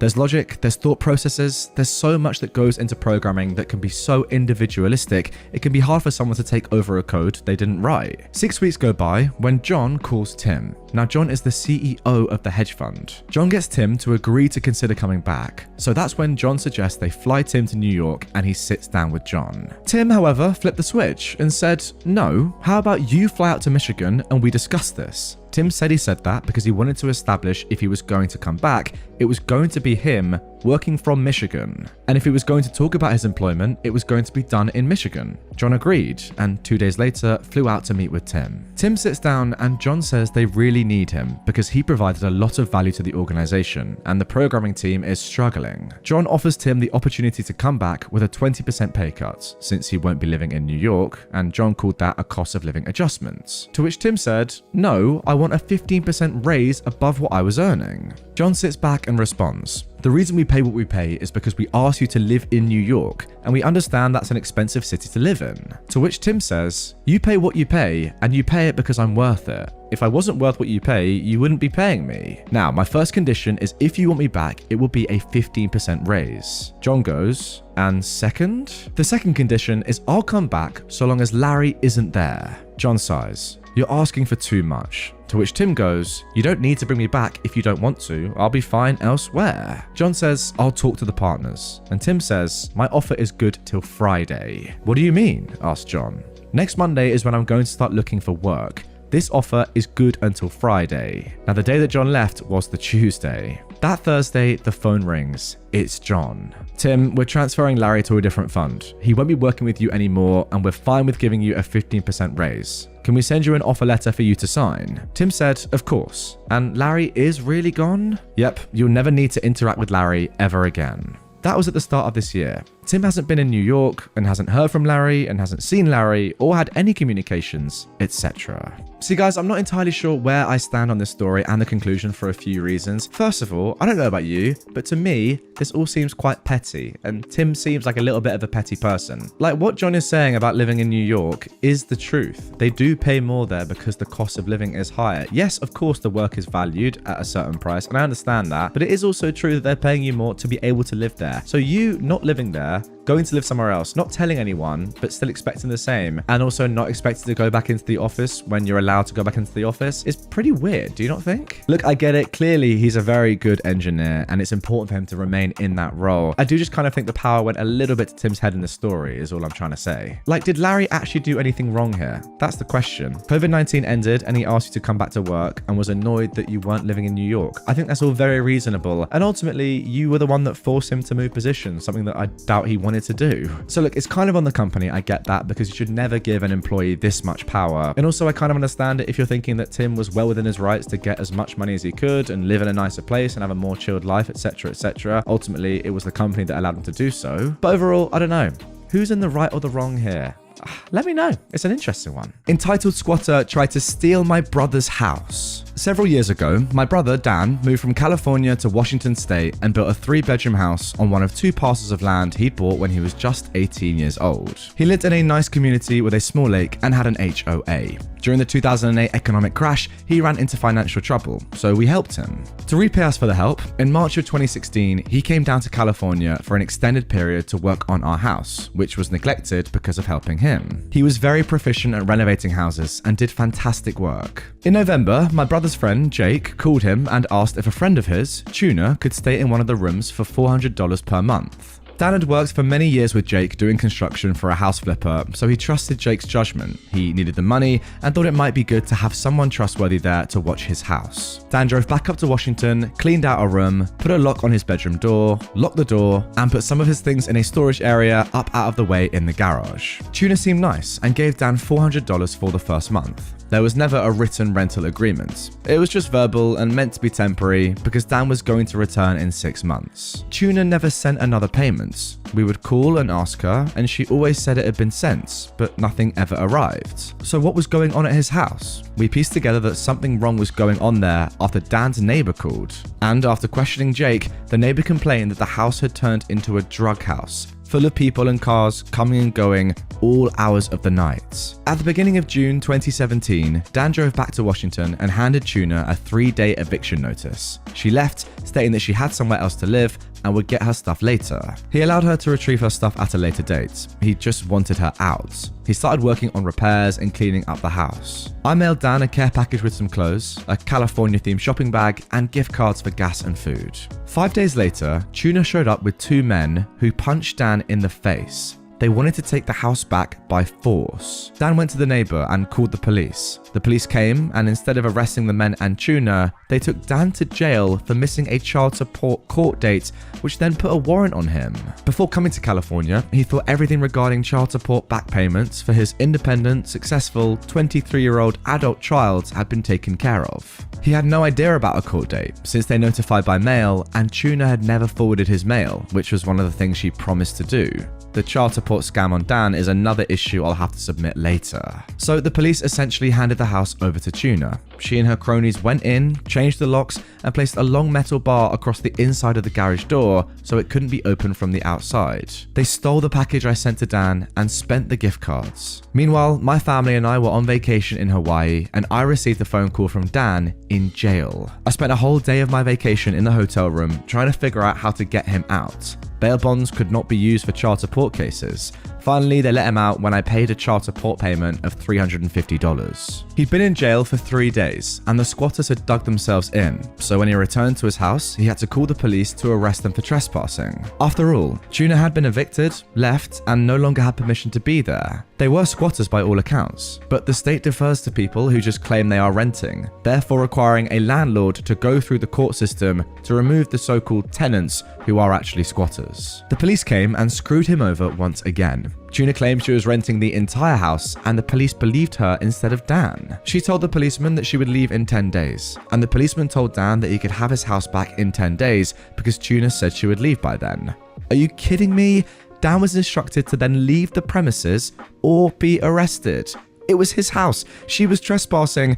He got into his minivan and drove away with nowhere to stay but in the van. Of course, Tuna did not leave after 10 days. Dan went back after 10 days and called the police again. Once again, the police told him to leave or be arrested. We didn't know what to do next. One of the HOA board members, who had some experience in managing real estate properties, attempted to help us. She said that he needed a 20-day eviction notice, then Tuna would be out, and this had always worked for her when she had to evict tenants. Okay, so the 20-day notice was posted and we waited. Tuna did not leave. Dan went over to his house and started cleaning up trash strewn all over the yard, waiting for her to leave. But Tuna called the police, stating that she was a renter and he was disturbing her. Once again, Dan was asked to leave or be arrested. This time, Dan put his phone on speaker and I heard the whole interaction between him and the police. Yep, he had to leave or be arrested. Dan couldn't even get his construction tools out of the garage and couldn't work without his tools. And with being homeless, how do you even work? What was going to happen to all of his possessions, his sentimental things? His room had been broken into long before, his things removed, and people had used the room. It was near the end of summer. We were paying his mortgage payments and it was getting so hard on everyone. Then something nice happened. A kind friend, Adam, asked him to stay at his house, which Dan did. During this time, Dan worked for Adam with loan tools and also went to some landlord/tenant educational meetings. The people at the meetings were helpful and instructed Dan on how to proceed by taking the matter to court. The police would not go further without a court order to physically evict Tuna. It would be difficult to afford the cost to hire a lawyer, but eventually we did, and we ended up getting one. Dan posted a court appearance on the door of his house, since Tuna never answered the door, and that is what you do legally in this case. Every time he posted a court appearance, he had to legally give her 1 week notice, which he did. He showed up at court and Tuna failed to show up, so he won by default, right? Well, wrong. The judge said that Tuna was not given proper notice because the notice was posted by Dan instead of an anonymous person. Dan walked out of the courtroom. The lawyers from the landlord and tenant meetings were there and couldn't believe it. Unfortunately, Adam had to move out of his house he was renting, so Dan had to go back to living in his van. It was autumn in the Pacific Northwest and getting cold. The police had started harassing him if he slept in his van. We rented motel rooms for Dan. Once while at a motel, Dan heard a knock on the door in the middle of the night. He thought it was the staff and opened the door. Instead, 2 men burst into the room and proceeded to beat the heck out of him to rob him. They broke his finger and gave him a concussion. Dan ran to his van, drove it to a parking lot and slept. He refused to go back to the motel. Things were starting to go downhill in a very bad way. I found a lawyer from a non-profit who worked for free to help. He actually used that 3-day eviction notice that Dan had given Tuna back in June as a basis for the case. I'd found it online, the wording was appropriate, and it had been served properly. The lawyer had to jump through endless hoops and court appearances. The same judge presided over every case that had to do with evictions, and she always favoured the tenants, including entitled ones. This took forever, like 3 more months, and Dan became haggard, homeless, sick, depressed, and at times went missing. Once I called every hospital, jail, homeless shelter, and even the food bank looking for him. His van was impounded 4 times, he was hospitalized 4 times, he was endlessly hunted down and harassed by the police. 3 times I found him because I was listed as his emergency contact on his state insurance when he showed up at hospitals. While all of this was happening to Dan, my husband was in a serious motorcycle accident and I had to take care of him, change his dressing, etc. Okay, I'm crying right now. This was so hard to endure, remember, and difficult to write about. I couldn't leave and fly up to Washington to help my brother, but I was doing everything down here to get his house back with the lawyer. I got him motel rooms at other motels when I could. I paid 4 times to get his van out of impound. I sent him cell phones and care packages delivered at UPS stores. Before we even continue, can I just say, OP, you're an absolute hero. Wow. One time, Dan was lost and didn't have his van or phone. He ended up at a hospital who contacted me. He told me that he'd felt really sick and had gone to the hospital earlier, who released him after examining him, even after he pleaded with them to let him stay because he felt horribly sick. He ended up collapsed on the sidewalk by the Salvation Army shelter, who wouldn't let him in, and another homeless person called 911. So he was back at that hospital with a very serious condition affecting his heart. I told the hospital to please call me at release time so I could arrange a motel for Dan. They didn't. He was then found in a park in frigid weather, dressed in a pair of scrubs, a t-shirt, a hoodie, and 1 shoe. A city policeman called me and took him to a motel where he stayed a while. I sent a care package there. Dan told me that one time when he was being harassed by the police for cooking food in a park, he mouthed off and told them they were communists and it was their fault that he was homeless because they gave his house to a squatter. A fire truck arrived so he wasn't arrested with the fireman there, but I don't think the police liked him much for saying that. In October, Dan was arrested for drunk driving while he was sleeping in a Walmart parking lot. Like, how? I had to bail him out of jail over that. Every time he didn't get to court hearings, they would post warrants for his arrest. One time he was in jail and they refused to give him his medication, so I had to bail him out because he felt so awful. In mid-November, the police arrested Dan again for not showing up to court for that so-called drunk driving incident. He begged me to bail him out. Even though the bail bondsman paid the bail in the late afternoon, the jail released him in the middle of the night, again with no vehicle, impounded, a dead cell phone, no charger, it was in the van, no money, etc. I found out later that this jail only releases people at night so they can get credit and are paid by the state for the whole day. That night he was released, it was our deceased mother's birthday. Dan was then found unconscious in a ditch by a seawall in a Starbucks parking lot. He had a broken femur, a broken hip, a cracked spine, a head contusion, and that finger was still broken from the motel incident. The doctors evaluated that he'd been hit in the back of his head with a blunt object. We do not know who did it. The last thing he remembers was a police car driving by. He was airlifted to a major hospital in Seattle, about 50 miles from where he was. I took a flight up to Seattle as soon as I could and visited him. The doctors showed me the x-rays and he had countless rods and pins put into his body to put him back together. By this time, we were getting closer to having his house back. I went by the house with Adam's brother-in-law, Paul, who was packing heat. We pounded on the door and I demanded that the squatters hand over my dead mother's rocking chair. The stupid friend, Jake, was there and he handed it through the door. It's a big heirloom mission-style chair and they'd burned into the chair in 4-inch letters the word wasted. The court order finally became available, but then we had to schedule the eviction according to when the police had time to do it, which was another 2 weeks. It was scheduled for the beginning of December. I went back home to California briefly and returned the night of the eviction. Dan was in the hospital for almost 2 weeks. When he was released, I arranged a nice long-term stay type hotel back near home for him to live at until the police evicted the squatters. Paul helped us a lot. He was with the police at the eviction, changed all the locks and secured the house. He picked up Dan at the hotel and Dan got to witness the eviction of that entitled female dog from hell. She was the only one left in the house. A notice had been posted on the door to warn everyone to leave, but as usual, she didn't think there'd be any reason she would have to. It took her completely by surprise. The police pounded on the door and demanded she leave immediately. She asked if she could get this and that, but no, she couldn't. She grabbed her little dog, purse, and left with nothing else. The police put a notice on the door after Paul secured everything. Dan was driven back to the hotel and then I arrived. I wish I could have seen the eviction, but I couldn't get a flight early enough. The neighbors said that a bunch of people came to the house that night, pounding on the door trying to get in, but couldn't. They almost called the police, but the people left. We went over there every day for about a week to clean up. Dan was confined to a wheelchair and was on heavy meds, so it was hard.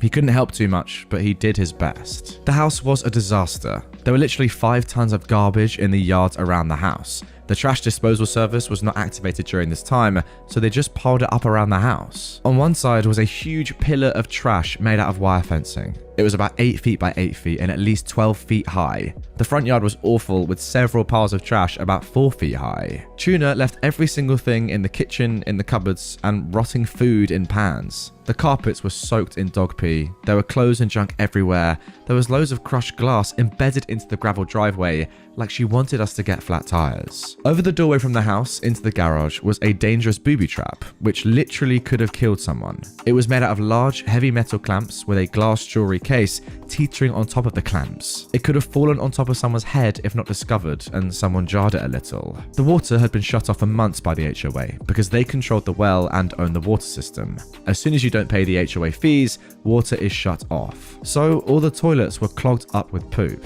The sewage system was impossible to unclog, and later Dan discovered that they'd thrown dirt and plastic containers down the pipes. He had to go under the house and disassemble the pipes to get everything out. Hanging up on the wall in plain sight in the master bedroom was the California shopping bag I'd mailed to Dan in the package that Tuna had stolen. She hung it there to taunt me. Now, I'm not super religious, but I felt the worst kind of evil there, and I had to pray and debunk the evil spirits from that house. I stayed for weeks there, cleaning up, and I hired some people to do yard clean out to get the front yard clean.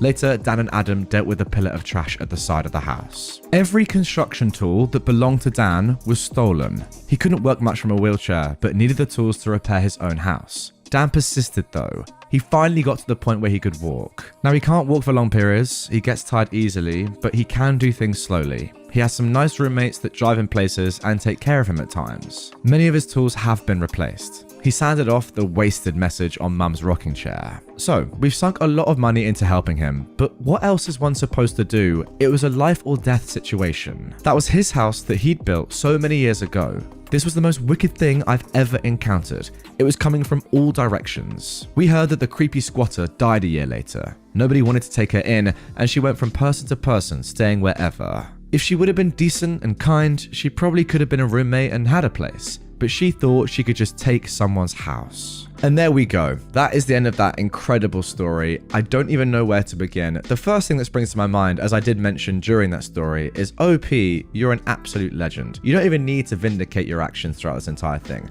The amount of money and time that you spent on your brother is incredible. And yes, you could argue that, your family, it's your right to do that. You have to do something like that. You got to look after your own. But to that extent, I'm sorry. That is just incredible. Again, all I can say is just astonishing. Incredible scenes. As for Dan, I don't even know what to say. Where do you even begin with a story like that? So deeply sad, but his bravery and his persistence throughout all of that is astonishing nonetheless. And now, he's not back to where he was, but he's getting there. He's got his house finally, which is still a mental sentence to say. Yeah, he owns his own house. What? Doesn't make any sense. But wow, at least he's on the road to recovery. And there's no doubt that he would not be there without your support. And finally, I do just want to say, I still don't really get how it can be possible that a squatter can just do this and then all these rights are in place, like squatters' rights and all this other stuff that just means that someone can't just say, no, get out, I'm calling the police, you're in my house, go. I get like the technicality of it. Yes, they were renting, etc., etc., so legally they're allowed to be there, but they're also not paying. Like, why are the police not on the owner's side? It makes no sense to me. I, a 19-year-old man, recently found out that my older sister, who is 34, is actually my biological mother. My older sister and I, let's call her Rose, have had a great relationship since I was a baby. We were raised with an amazing adoptive family and she's always taken care of me. I grew up in a very warm and loving environment, but from what I was told, I was lucky. I was told the story of how me and my sister had two drug addict parents who never took care of us. They never bothered feeding us and used to leave us at a junkie friend's house for days to go out partying. When my mum was pregnant with me, she smoked and got drunk. Luckily, I turned out pretty fine. A lot of the time when I was a baby, my sister was the only one who took care of me. When I was 2 months old, they left us both in a mall and left. We got help from an old couple who also turned into our adoptive family, and we contacted the police, but my parents went out the house, which looked like a homeless cave. We never saw them again, and after several months in foster care, the couple that helped us, throughout the whole way by the way, agreed to adopt us. Today, I'm 19 and Rose is 34. I still live with my adoptive family and Rose lives about 20 minutes away, so I come and visit her at least 3 to 4 times per week. So a couple of months ago, my friend offered me to take a DNA test to find some information about my heritage, since my sister doesn't speak about that much. After the results came in, I found out some pretty interesting things, like being 50% Ashkenazi Jew. I found out later that I had an aunt who was 33 in the system. I immediately reached out to her, let's call her Janet, and we agreed to meet in person. All that without telling Rose a thing. When we met up, I could see that we have some similar characteristics, like same hair color and same eyes. We tried to figure things out, so I asked her if she had a brother or sister, and she told me that when she was 13, her 14-year-old sister got pregnant while being drunk with her junkie boyfriend, and a month after giving birth, she ran away with the baby after some pretty intensive fights with their parents. They never found her and stopped looking after 1.5 years. I connected the dots. I asked to see a picture of her, so we went to her parents' house. Mum wasn't home and father died 3 years ago. When I saw the picture, I knew this was Rose, 100%. Rose is my mum. We were never abandoned, we didn't have junkie parents, and she fabricated the entire thing to me and our adoptive family. I immediately gave Janet a hug and told her that it's too much for me right now, and I asked her to keep it a secret for now. I went to my best friend's house, told him everything, and for a week now I've been sleeping over at his place. I told my parents and sister that I'm at his house because he bought a new game that we've both wanted for a long time, and I avoided talking to Rose much. I can't look her in the eyes right now, let alone tell her that I know the truth. What the heck am I supposed to do? How should I handle this? Should I tell her I know? Alright then, not wasting any time, let's get straight into the updates. So, after a week of avoiding Rose, I went to her house with a picnic basket by surprise so I'd have a chance to speak with her. She was happy to see me and I told her to sit down because we need to talk. I started things with saying that I know that she has a secret that she's been hiding from me for years. Her face turned red and she started crying like heck. She knew what I was talking about. I told her the story about the DNA test, about Janet, and basically what I told you guys in my last post. Well, after she calmed down a bit, she told me the truth. She told me how she got drunk at a party and slept with one of the jerks who does nothing but weed every day. He didn't really care about a future kid and was like, yeah, whatever. Apparently, she found out that 10 years ago, he was stabbed in prison after sitting for drug dealing, assault, and armed robbery. She told me how her mother used to convince her father to try and talk her out of the idea of keeping the baby. They would constantly fight with her. When I was born, they told her on the spot that she'd brought shame on the family and they will not help raise me in any way, meaning that she'd have to work to have money for her baby and some for herself. After a couple of months of loaning from her friends and juggling between working and taking care of me, she had a huge fight with her parents and told them that if they're not helping financially and barely in any sort of way, she and me are better off without them. As they sent her to her room, she escaped in the middle of the night, hitchhiked to a neighboring country, and by morning she was there already. She tried to take care of me for a few days. She found an old abandoned house that used to have homeless people coming around every now and then, and she took me to the mall when I started crying. She started crying too. The couple that adopted us immediately came to our aid and asked if we lost our mother.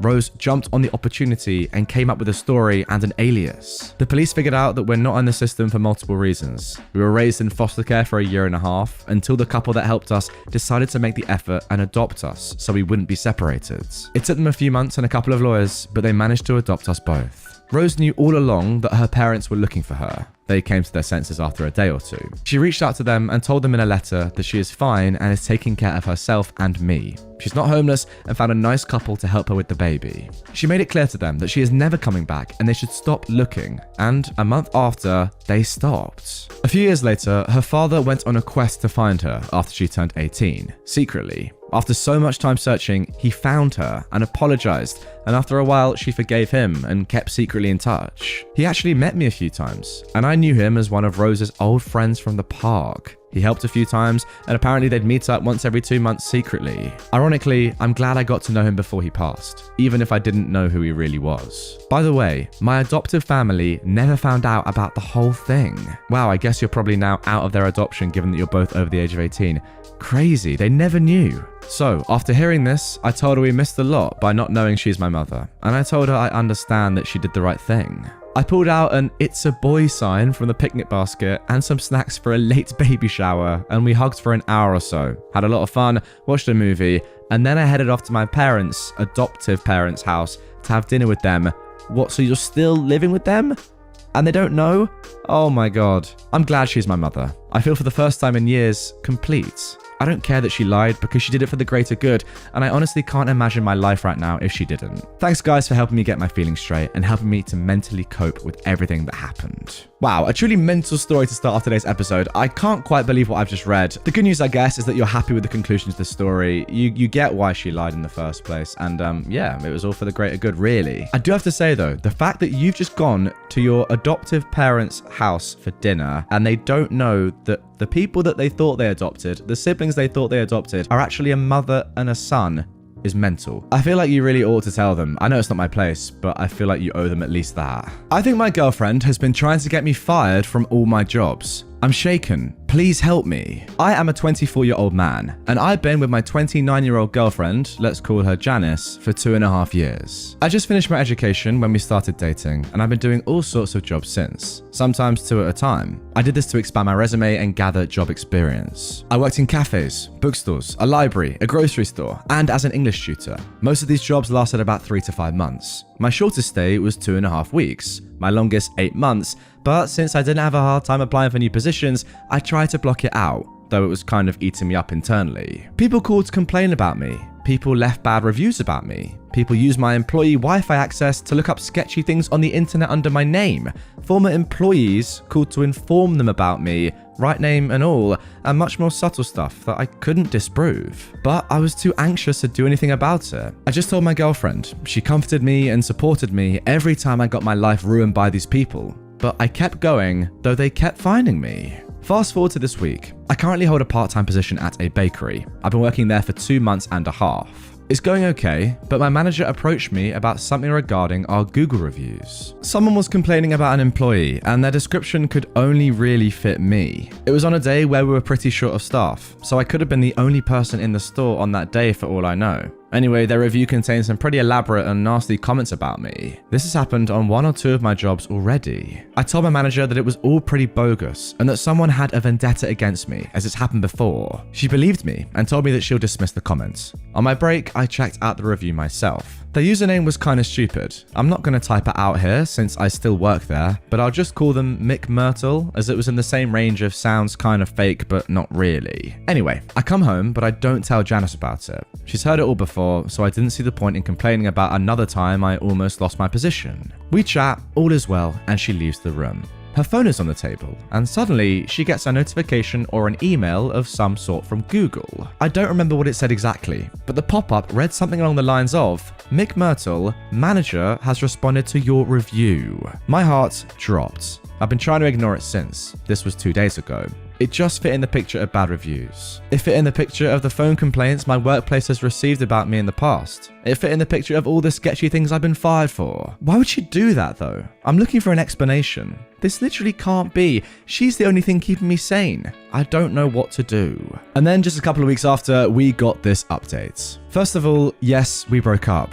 That's what I'll be referring to her as my ex from now on. Anyway, let's start from the beginning. On the Monday of the following week, I couldn't take the uncertainty anymore. I told my ex I needed her booking account to book a train ticket to visit my dad for a few days. She complied, and when she was in the shower getting ready for work, I booked my ticket and started looking through her emails. After some digging, I found an email to herself which contained a spreadsheet file. I sent the file to myself, printed it out, and took a screenshot. Why? Well, that spreadsheet contained about every single piece of information about me that there was. Numbers, emails, passwords, work times, colleagues, their numbers and social medias, as well as some emails and passwords that she used for accounts to ruin my life with. Everything was on there, conveniently sorted for her to ruin my life as efficiently as possible. When she left for work, I decided it would be best to immediately pack my stuff. Nothing that mattered would be left behind. I felt like a wanted man, like I was being hunted despite nothing being seemingly out of place. I called my boss, told her I'd be taking some time off from work, and headed out to see my dad.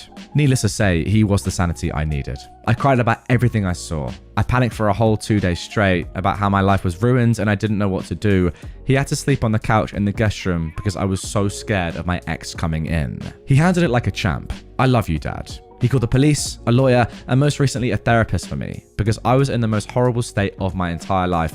Yeah, I don't blame you. We're currently sorting out the legal stuff. I haven't talked to my ex except for letting her know it was over and that she is a sick psychopath. My dad handled the rest. I changed all my passwords and now I'm looking for a place to live. Yeah, dude, you're absolutely right. Psychopathic is the word that comes to my mind. How sick and twisted do you have to be to do this? I don't even get why she was doing this in the first place. If you've got any ideas what her motive might have been, other than just clearly being a sick and twisted individual, comment down below. Maybe she was unhappy at your jobs or something. But you know what? No, I'm not even going to try and give any logic or reason to explain her actions. They're inexplicable. What's she doing? Incredible. And also, like, that is gonna screw you up mentally, and I'm not surprised that you're in a terrible place right now, because I would be too. The one person that you trust the most, that you tell everything to, she does this behind your back. She's the one that's actually inflicting this damage on you and causing you not to have a job long term. How is that going to affect you, my brother? Awfully. That's the answer. Your dad's a legend. Oh my god, I can't quite believe what I've just read. Am I the jerk for giving my stepson a 20-minute time limit to return my car before I phone the police? I am a 34-year-old female doctor, and part of my job entails being on call for 1 to 3 nights a week, twice a month. My fiance Dale, who is 30, has been saving with my stepson's mum to buy him a car for Christmas. My stepson Rex, who is 16, has a license already, but always has to borrow his mum's station wagon or his dad's beat-up pickup truck. His mum's car is lame and embarrassing, and his dad's can only hold 1 passenger, not practical for a teen. On to the main conflict. Rex texted me yesterday around 12 asking if he could borrow my car after school. His friends wanted to go to the mall, but the bus route is too long. Could they borrow my car? I texted back as sorry, but no, I'm on call again. Can you ask your mum? He says no. I told him sorry, but my answer is still no. I'm sure you'll find a solution though. Ask your friends and you can all figure it out. If you see where this is going, you're less shocked than I am. I was up in my office, the room where I keep my Switch, sewing machine and laptop, so not an official office, when I heard Rex and his friends downstairs after school. I was going to see if they needed anything, but they left after a few minutes. An hour later, I went to the kitchen, cleaning up the empty bottles and wrappers from their snacks. I saw the spot where I left my keys empty, and I began to panic. First, I bolted to the door. My car was gone. I immediately dialed my stepson. He picks up and it's obvious he's in a mall store that's playing loud music. I told him to get his butt home now, and he laughed and said that I'm not his mum. He'll be home whenever he pleases. Now, I'm not proud, but then I told him that he has 20 minutes to get home or I'll call the police and report my car stolen. Rex panics and said he couldn't find all of his friends and drive home in 20 minutes. I told him, tough. 10 minutes later, I get a text that he's in the mall parking lot and will be home soon. I phoned Rex's mum and informed her of his stunt. She was madder than me when I told her that I was on call. She apologized and promised to talk with Rex and Dale ASAP. Rex came in, threw me my keys, and locked himself in his room. Dale finally came home around 8 and said he'd been on the phone with his ex. He demanded to know why I'd punished his son. I put my foot down and explained that I'm on call. That means I need my car. Rex stole my car. But Dale disagrees. His ex agrees with me and decided that she won't be buying Rex a car anytime soon due to his entitlement. Dale thinks that I'm making a big deal out of nothing. I didn't end up going into work, so why did I have to threaten Rex? Well, I've only gone in twice this year while on call. But just because nothing happens doesn't mean that I'm always clear. Rex is now grounded. My fiance is barely speaking to me. He asked me when I'm going in today. I'm not. And if I'm going to apologize. I'm not budging, and I'm still angry that he doesn't understand. So, am I the jerk? Now, I think we can all agree that the answer here is pretty obvious. Obviously, you're not the jerk. Your car was literally stolen. Of course, you're allowed to report that and then be angry at the person who stole it. Doesn't matter who they are. But what is more interesting is the update and what happens next in this story. So, apparently, Dale reads through this subreddit on his work breaks. He texted me a link to my post during his dinner break. A short time later, I first received a call from Rex's mum, who said that Dale called her and ranted about how I made him look bad online. She told him that she doesn't give a flying F because he didn't react the way a good parent should. Dale was so furious that he told her that he'd be calling his mother to see if someone actually cared about his feelings. But Dale's mother handed his butt back to him good and reiterated to Dale that he was not an active part in his son's life until he was 6, so he's got no leg to stand on. Dale tried to complain about how everyone was being unfair to him, but she shut him up and told him that his son did something wrong and this is not about punishing him for being a bad father. Dale returned home a little while ago, about an hour earlier than he usually does. He looked defeated, but he was still short with me. He said he was disappointed that I posted and now everyone who knows will think he's a joke and a bad father. I didn't think this conversation would end up with my ending the engagement and relationship, but it did. The house is all in my name, so Dale is packing up his stuff and crawling back to his mum's house. The wedding wasn't set, so no money or time lost there. Dale said so many things that I don't even want to write down. This is not the man who I've known for 4 years, and I'm honestly shocked at how selfish he is. He said my doctor money would have to buy Rex a car to make up for all the hard feelings. I'm astonished at how delusional he is. I'm done with this account and will not be returning. So there you go. That is a story of how a Reddit post ruined an entire relationship. I say ruined, it's for the best, isn't it? I don't understand Dale's entire thought process here. All right, so your son makes a terrible mistake, right? Steals a car. That's fine. That's on him. Yeah, it doesn't look great on you as a parent, but why is he going all selfish on this? Why is he saying that, oh, you're making me look bad as a father? It's not about you. Just punish him the way you should be punished for stealing a car and then just move on with your life. Like, he's your child. You've got to take responsibility. It's not about you, though, as a parent. Like, do your job as a parent, but nobody really cares. Like you guys listening right now, when you were listening to the first post right there, were you thinking throughout, oh, Dale's a terrible man? No, didn't cross my mind once. It's just the dad. I expected him to punish him and talk to him in the same way that OP did. Now, up until that point, when he didn't do that, it was all good. So it's on him, is what I'm trying to say, I guess. I don't actually know if that made any sense. I mean, what we've really understood here is that actually Dale is extremely entitled as well. The comment about the doctor money alone shows that.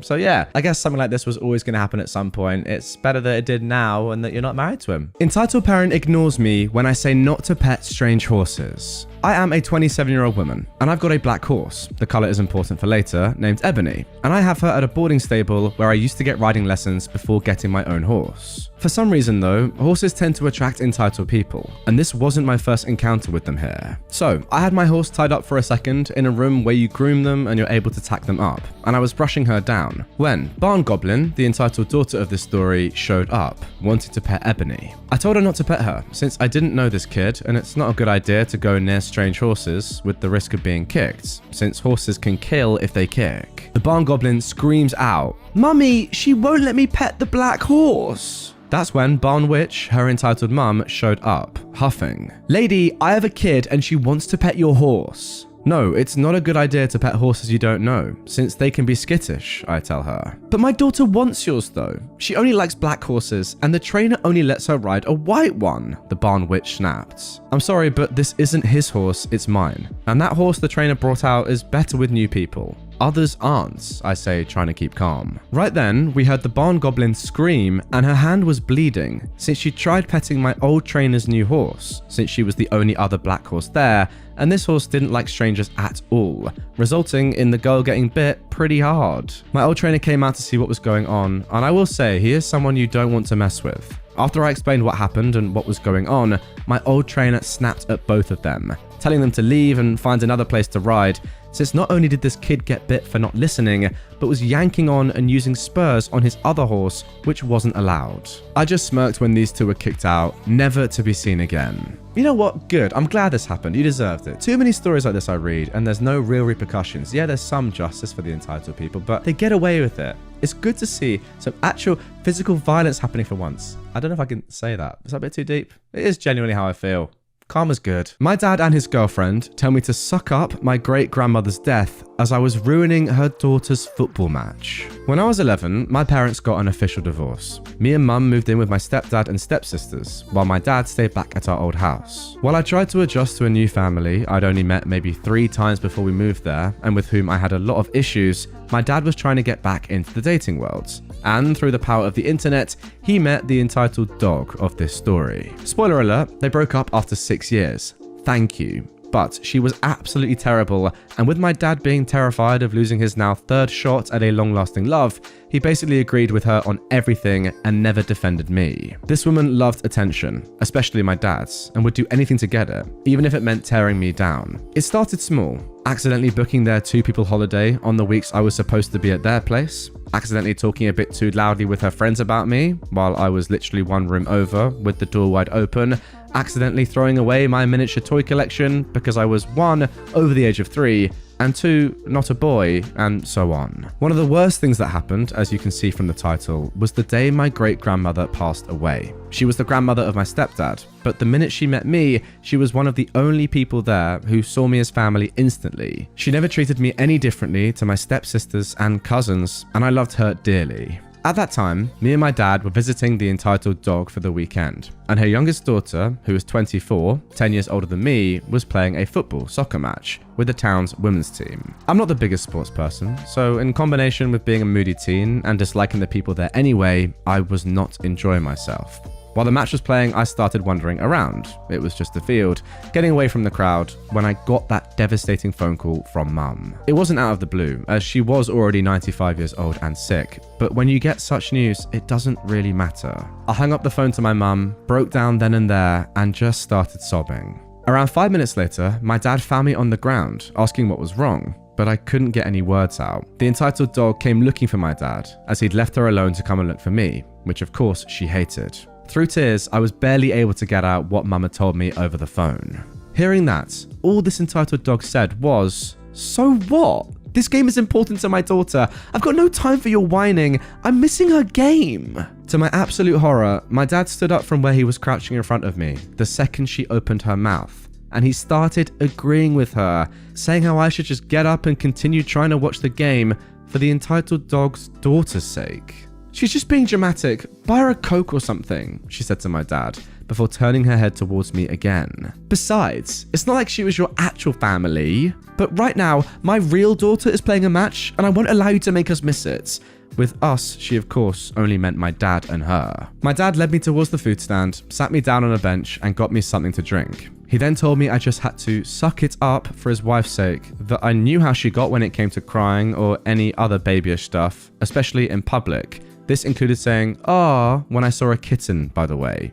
"You just have to consider her feelings. This is important to her and her daughter," he said. I asked my mum to pick me up, but she couldn't as she was currently busy supporting my stepdad's family. So I sat there for the rest of the game, crying into my bottle of Coke. A few strangers tried to talk to me, but I just shrugged them off. I am entirely grateful for their tissues though. When the game ended, my dad's wife's daughter's team won by the way, and we finally got to go home. All I got were eye rolls from this entitled dog and how I ruined her mood and enjoyment for the day. Dad just shook his head and looked at me with disappointment. They had friends over to celebrate her daughter's win with her later that evening, as her family was really close. But I wasn't allowed to ruin the good atmosphere with my puberty mood swings, and so I had to stay in the guest room. And so there I stayed for the rest of the night with a plate of food I never ate, for what I got told off the day after, just trying to dream of this day never happening and that I could have seen my great-grandmother one last time. I'm 21 now, and this memory is still burned in my mind as one of the worst days of my life. Now look, I know what you lot are thinking. This mum is mental, she's a terrible person, she is just toxic, and that's clear, and that's obvious. But what's more important is the actions of your dad here are genuinely unreal. Like, clearly there are always going to be people like this woman out there, and that's fine, to be honest. Like, you can't do much about that. You have to hope that they're not, in your family. But you don't have to talk to people like this. But for your dad to not only have chosen to spend his life with this woman, but also to stand up for her instead of you, when your great-grandma just, like, it is mental, you have to say. Is he not like self-aware enough to realize what he's saying is just crazy? I don't know. The fact that you're 21 now and that's still one of the worst days of your life and your dad could have literally stopped it like that, but didn't, is mad. You owe your parents for everything they've done for you. My mother raised me on her own because my father left when I was 6. He never wanted kids and made that clear to her when they first met, but she thought he would change his mind once we were born. She raised 4 kids and made sure that we were aware of every sacrifice that she's ever made. She made it clear that we, my siblings, owe her and that she'd be collecting what is rightfully owed to her. Here is a list of things that we'd have to do for her to pay her back. First of all, we did her homework for her when she was in nursing school, because English was her second language. She spoke French fluently, but didn't feel comfortable doing her assignments in English. We had to stay up to write her essays and our own essays for school. If we refused, she would scream, cry, yell, beg, slam doors, bang on walls, threaten us with eviction, etc. I was scared that the neighbors would hear and call the police, so I was in charge of calming her down. My sister was in university and writing our mum's essay assignments, and I was doing her daily homework before going to high school. Number 2, we started paying rent at 16, because children should not be allowed to live at home for free if they are physically capable of working.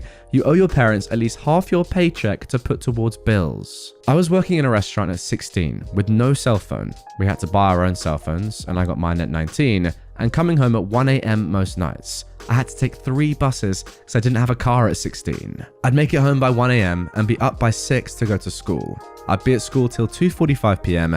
and then come home for a quick snack before leaving to work a 4 to 11 shift. Imagine doing a 4 to 11 shift after school every day at the age of 16. That's incredible. I still have hot oil burn scars on my forearms from working in a restaurant. I would leave to catch the bus at 12 in the morning, hoping to catch my next bus on time so I could be home before 2 a.m., which meant 4 hours of sleep. And I still had to finish homework to be up in time for 6 a.m. for school. I was clearly exhausted, but mum made it clear that bills had to be paid. I nearly failed grade 12 because I was exhausted all the time, but I somehow managed to pass and go to college. My mum gives herself all the credit for that accomplishment. Number 3, I had to pay her car insurance and credit card bills. She'd sob hysterically until I agreed to give her $500 to $800 for her payments. She said that she did everything for us and that she was asking for the bare minimum. But I needed that money to pay rent and utilities. She also wanted us to pay for groceries, but I couldn't do all those things on minimum wage and then pay her for her car insurance. Number 4, when I was 20, living at home and going to school and paying bills, she still insisted on a curfew. If I came home after 11 p.m, she'd be sitting on the front steps waiting to yell at me. Then she would look at me up and down, trying to find evidence of hickeys on my body. Respecting her curfew was one of the ways of paying her back for her sacrifices. Number 5, she stopped paying rent and bills because she went on vacation for 2 months. She went back home to see family, but left that responsibility to me and my siblings. When she returned, she decided that she still needed a break from bills and said that she wouldn't be paying until she felt mentally ready, if only that's how it worked. But it was fine because she put a roof over our heads as kids and we owe her. Number 6, she blamed us whenever she did poorly on an assignment that we completed for her.